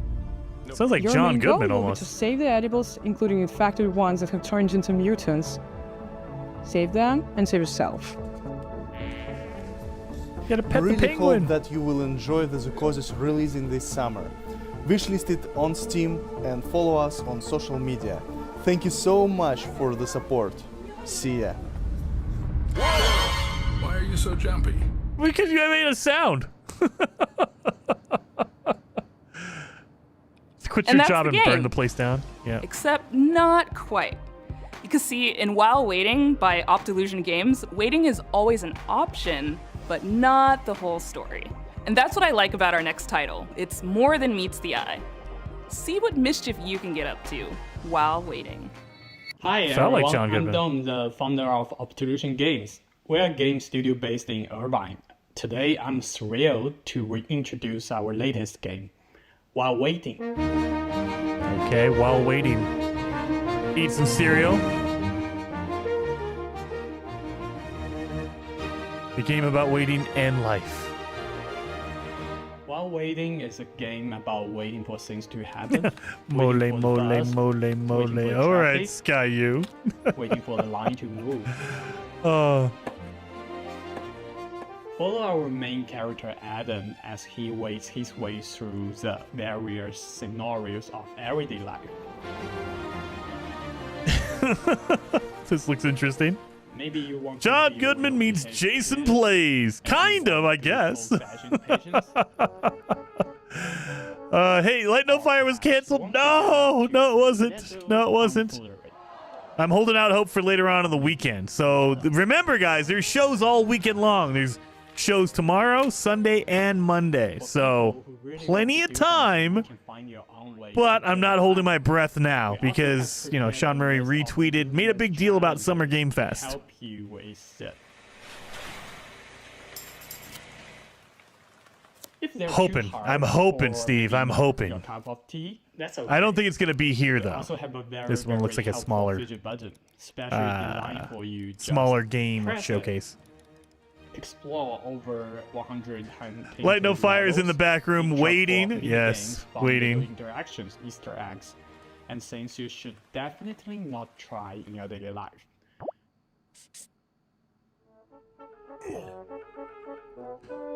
Don't worry about Adam though, he's a tough little guy. Get to know his family, his friends, and his victims. What are you knocking on the bathroom door, dude? Just chill out. Occupied, man. But do remember, your goal is to wait, nothing else. Oh.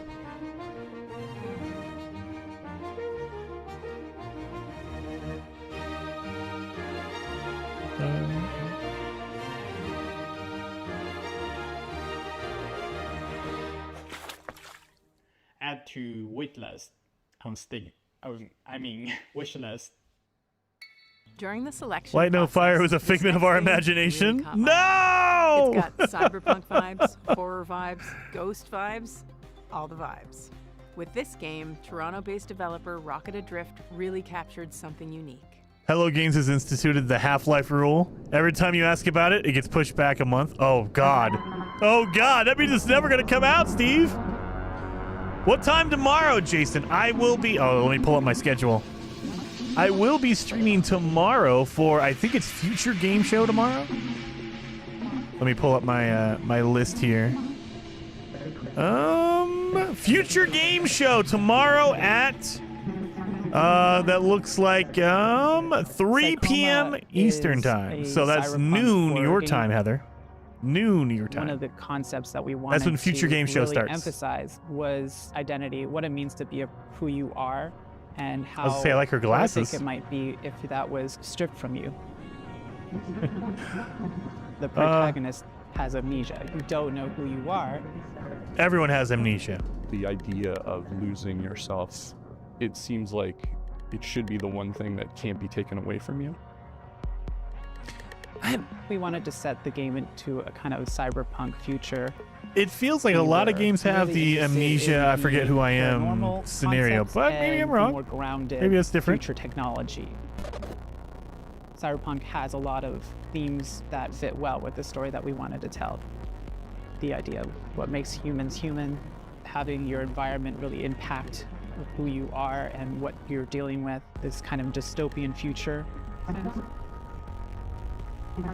That's kind of horrific in itself. Okay. In our main character, Hayes, we also decided to make them non-binary and biracial. Part of that is what creates a rift in their ability to connect with other people. And so Psychroma was a great way for me to explore that part of myself, not being black enough for the black community and obviously not white passing. And I've Thank you so much, Heather, for hanging out while you can. Well, while you could. I know it's getting late for you. Very much appreciate it. And everyone who's still hanging out, I appreciate you guys. Very much appreciate it. Hit the like button. And I feel like that's really helpful for a certain kind of player that's looking for that in their narrative-driven games. We were not meant to be shown Light No Fire. It was actually an alternate Earth. Oh, God. Don't tell me that. Come on, Light No Fire. For anyone else out there that's looking to make Lucas says, had to leave for some time. Still no Light No Fire? No Light No Fire. And, I mean, we're more than halfway through this showcase. I don't think we're going to see Light No Fire. It's way worth it. What if Light No Fire only had 16 to show up, but ran out of time? Dang it! Maybe. It's time to get cozy. And this game is about as cozy as it gets, because it's about houses. Just not quite in the way you'd expect. Houses. By Tenant Games, this is Building Relationships. สวัสดีครับ ชื่อธนัท บุษยางกูล ครับ จากกรุงเทพมหานคร And I'm here to show you probably the most stupid game you'll see all day today. It's a silly adventure game. He switched to English very quickly, and that's very good. Date. And it's called Building Relationships. Wow. Take a look.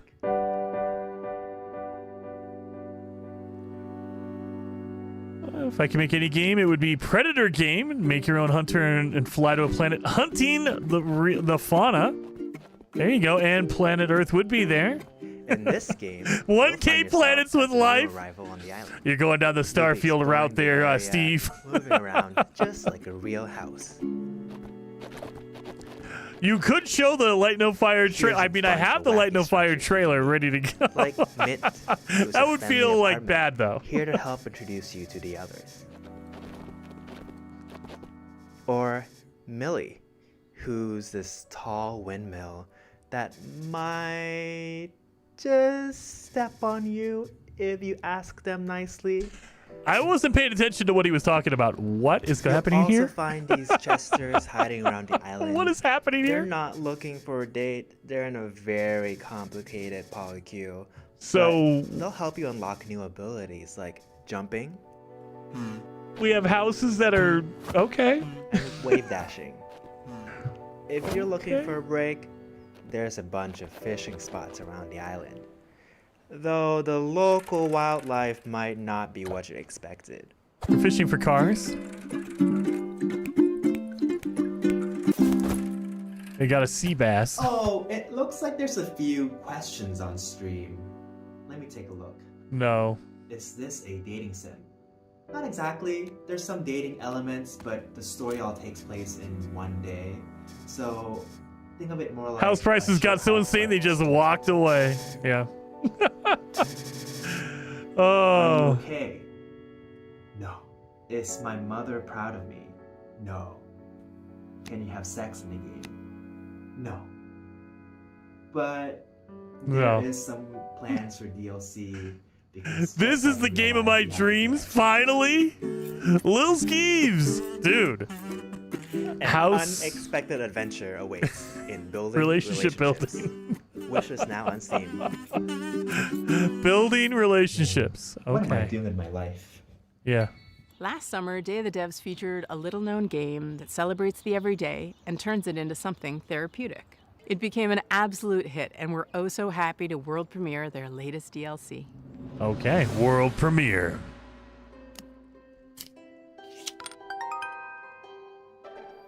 A little bit back up the camera a little bit. Hello, I'm Annie. And this is Lucas. Here we are, working hard, finding stars for a little to the left. Dante's It's a game Inferno. where you solve puzzles by organizing household items. We think it's neat that there are different ways to arrange things. In our game, you find stars with each arrangement that you discover. Okay. And we really leaned into this idea for our new DLC. We got a Game Maker A little to the app. left, The bundles seeing purchased for buildings. Maybe. Maybe. Seeing stars is all about multiple solutions. There are 33 new levels and 5 additional bonus levels to unlock. Some levels have up to Okay. 5 different ways to solve them. In total, there are 100 stars to discover. We've introduced interactive items that fold, flap, stick, stack, smash, and bounce. We've got the classic organizational puzzles, of course, and solutions that range from easy to tricky. There's a lot to be excited about, but the best thing of all might just be more cats. More cats. A little to the left, Seeing Stars, available June 25th. Okay. That's later this month. Okay. Have you ever wanted to play a game forever? In Hello Again, developed by the folks at Soup Oh. Island, you'll delve into ancient ruins, and thanks to a strange time loop affecting the island. I'm getting a little loopy. I heard hello and I was like, hello games? What? No, no, Hello no. Again. My name is Dwight Davis, and I'm the sole developer behind Hello Again, which is a game about being trapped in the world's coziest time loop. You play as a little ferret. Okay. In Hello Again, you play as a diligent postal worker who is assigned the task of delivering a package to a remote island. One shipwreck later, you awaken stranded on the island and trapped inside an unexplained 12-hour time loop. The 3 core pillars of Hello Again are exploration, conversation, and puzzle solving. Okay. This is a dense game with lots of strange locations and phenomena, so a lot of your experience will consist of walking around and filling your journal with observations. As you explore, you'll The discover that everything perfumier? runs on a clock, from the weather to the tides to the ancient circuits that power the ruins littered across the island. All right, White Wolf. As you play, you'll also unearth a forgotten story about the people who populated this island thousands of years ago. Ancient toilet. Since the islanders have no idea that they're bound to a time loop, you can use Jason your already plays ever-expanding Valheim forever. knowledge to That is help true. or I was manipulate thinking them No Man's so you can Sky. I reach can your play that goals. forever. Or Light No Fire. If they want to announce it. Or not announce it. Want to show it. They've already announced it. So, in short, What happens when you mix the gameplay and mechanics of Outer Wilds with the vibes of Animal Crossing and the small town feel of Groundhog Day? The answer is Hello Again, coming in 2025. Next year? So our next title, Tom the Post Girl, is a narrative adventure game by Zurich-based studio Oopsie Daisies. And aptly named, as Tom, our main character, has plenty of oopsie daisies of her own in this game. It has a twisted sense of humor and offers choices that'll leave you wondering, should I have done that? Yeah, it's probably fine. I'm now looking for a red hot spoon. With your inner voyeur, this is the game. You can play Starfield forever. Hello, You can, Mark. Oopsie Daisies, a small studio from Switzerland, and we are here to present you our debut title, Tom the Post Girl.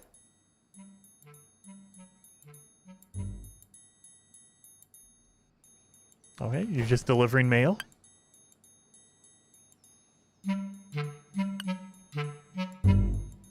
It's like a silent film, okay.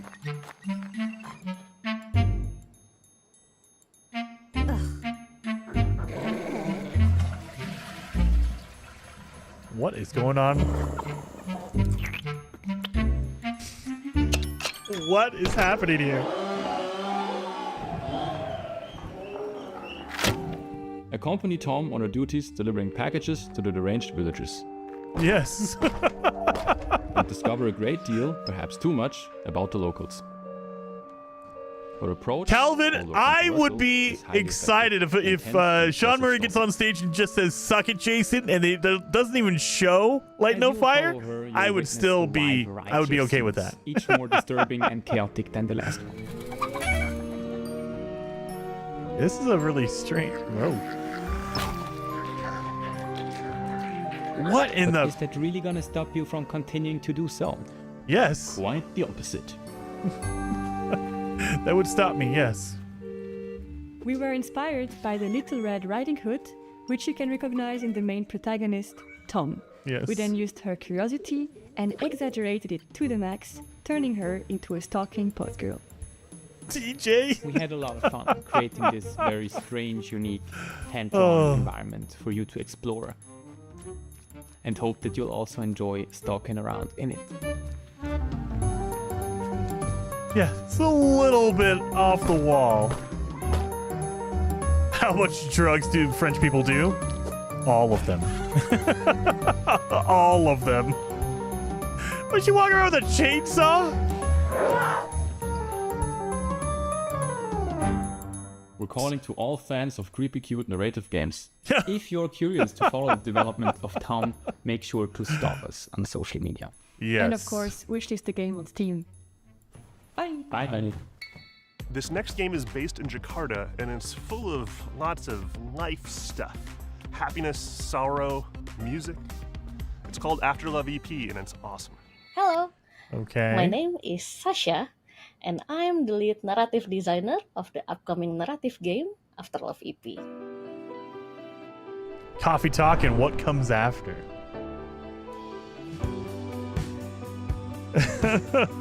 Looks like Clucky from the old SNL skit Cluckin' This Chicken. game is about a musician in Jakarta who hears the voice of his girlfriend after her death. Come on, Nama. It's depressing. Get up. It will explore the theme of love, dealing with loss and grief, and finding your true self in the bustling city of Jakarta. This game was the golden child of my best friend, the late Fahmi Hasni, who sadly passed away in March 2022. And I know how much he loved this project, and he would want the world to listen to this story. So we are more than honored to pick up the torch and continue his legacy. Peeping Tom, yes. That Fahmi last game, yes, loved Peeping Tom. Jakarta very much. I'm always the introvert side of our friendship duo, and he was always the one who took me to all So the wonderful 1990s. places in Jakarta I used to never know about. And most of those places made it into Old the Explorers is Jason. I just got home. What did I miss? A few cool games earlier, but no Light No Fire. There's been no Light No Fire today, which makes me a little sad. enjoyed exploring those And I places don't think the we're game going to see it anytime used to soon. do. So maybe I'm still holding out hope, like a 0.01% chance, but I don't think we're going to see it. I'm pretty sure we're not going to see it. Alfalfa. They are very brilliant. Sorry, I can't really help fangirling about them. Nothing yet. Yeah, No Light No Fire and yet. will be making the soundtrack for Afterlife EP. If we see Light No Fire, it's probably going to be tomorrow or Sunday. I don't think we're seeing it today. If it shows up, but my hopes or my thoughts that it's going to show up are getting lower and lower. Our main artist Soyato. Soyato has breathed life into our characters with his very distinctive art style and also his love for the underground music scene. Yes. We don't have the Walker, release date yes. yet, but we expect it to be released around October this year. So, If I get a Suck It Jason tweet longer, from Sean, thank you so much for your support. I'll know it. Suck it, Jason!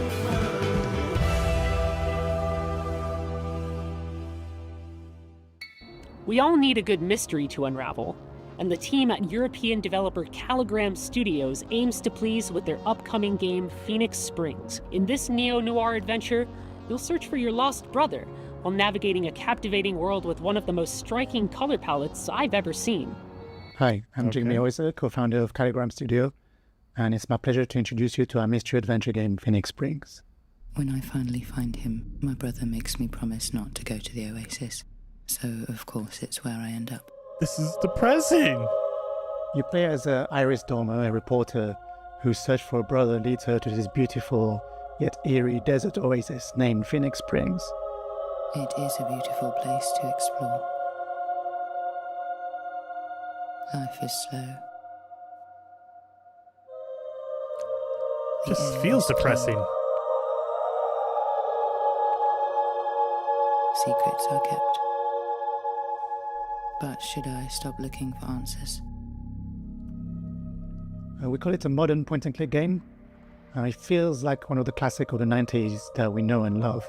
But the key difference is that you don't hold objects in your inventory. What you have instead are thoughts and concepts and ideas, like a detective pinboard, and you have to connect them with the world around you or mention them in conversations in order to progress. Okay.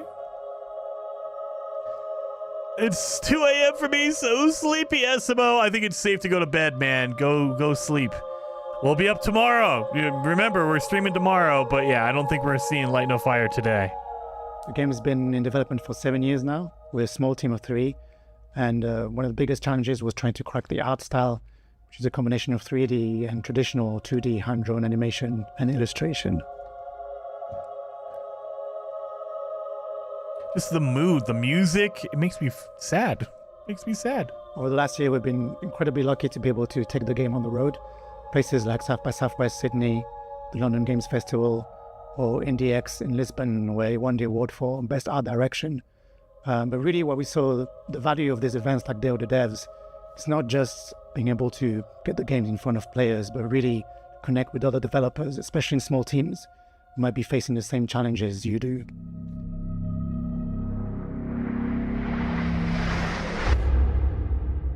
I will never stop looking for answers. The game is set to release on September the 16th, 2024 on Steam, so you know what to do. And in the meantime, on behalf of the whole team, thanks again to Day of the Devs, and we really can't wait to welcome you all into this little world that we created for you.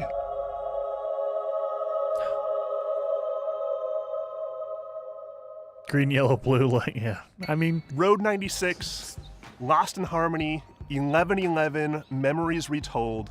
Developer Digix Art out of France has had a pretty prolific run, and we're so very proud to world premiere their very next game. Spoiler alert, it has a lot of water.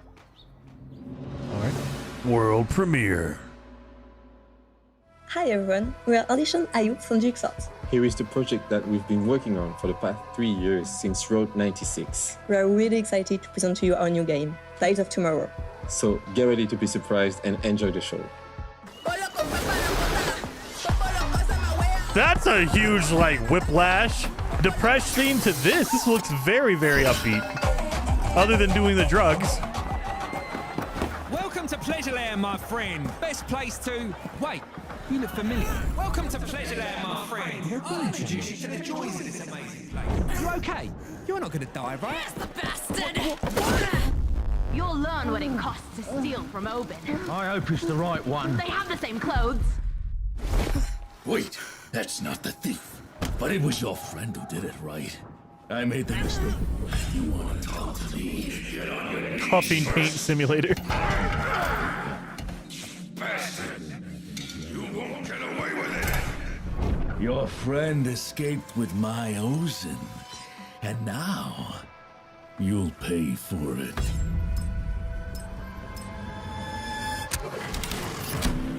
This is big. This is bright color palette.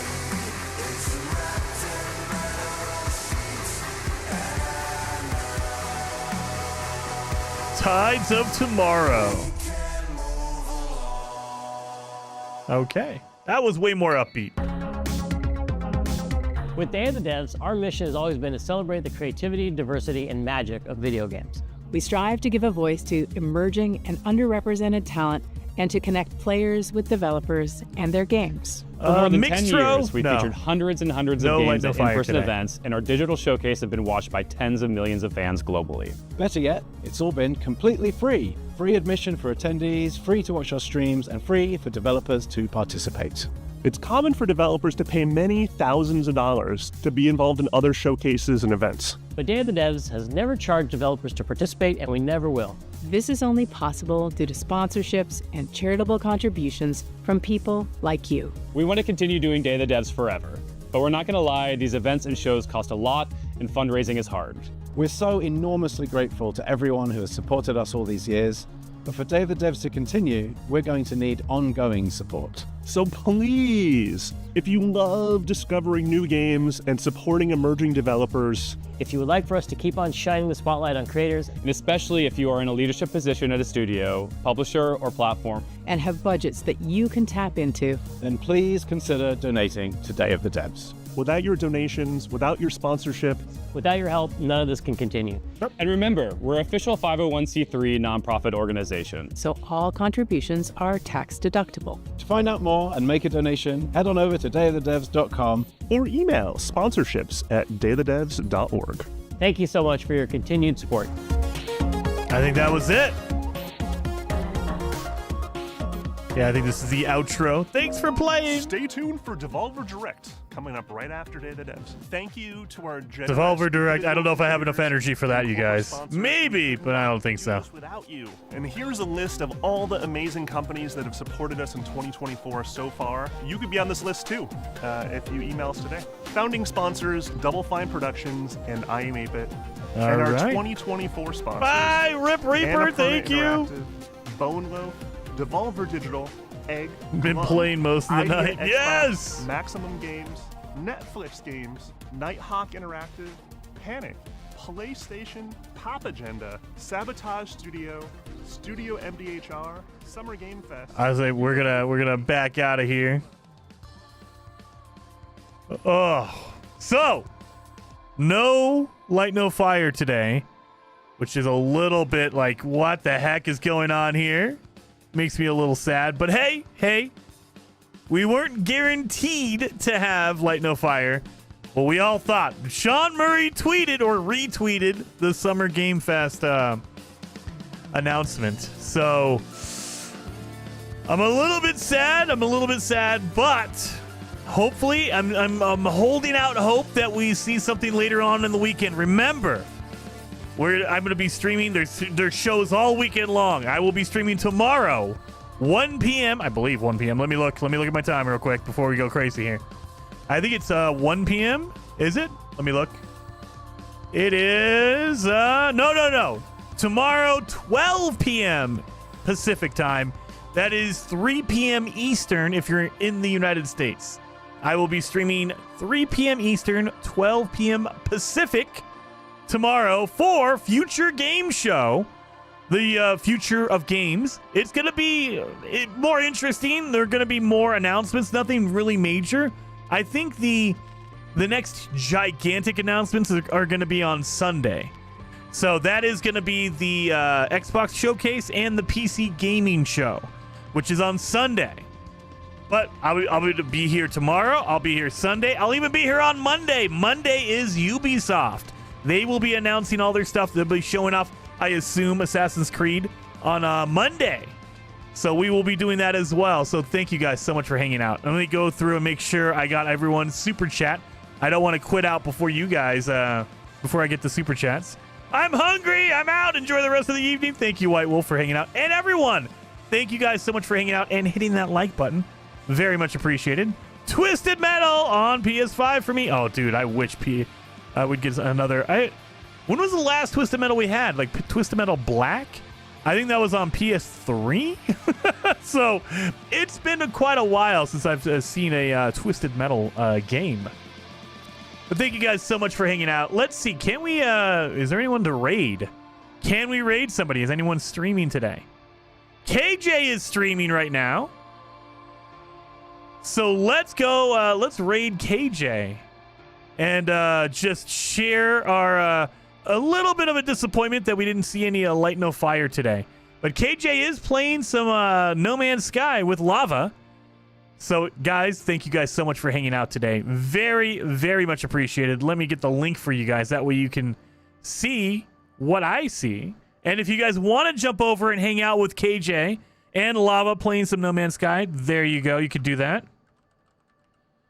Boom, boom, boom. There's the link in the, over here, in the live chat right there. Make sure to go to the live chat. And there you go. Sorry I fell asleep during Day of the Devs. What I missed? Nothing, Sparse Puppy. Some crazy French games. That's what you missed. Some crazy French games. Take care of the hole in your mouth. I will, Midnight. I'm starting to feel a little bit of an achy, so I'll be drinking some water and taking my medicine. So I will see you guys tomorrow for Future Game Show. Tomorrow, 3 p.m. And if you want to hang out with KJ, stick around and we will be raiding KJ. So I will see you guys tomorrow.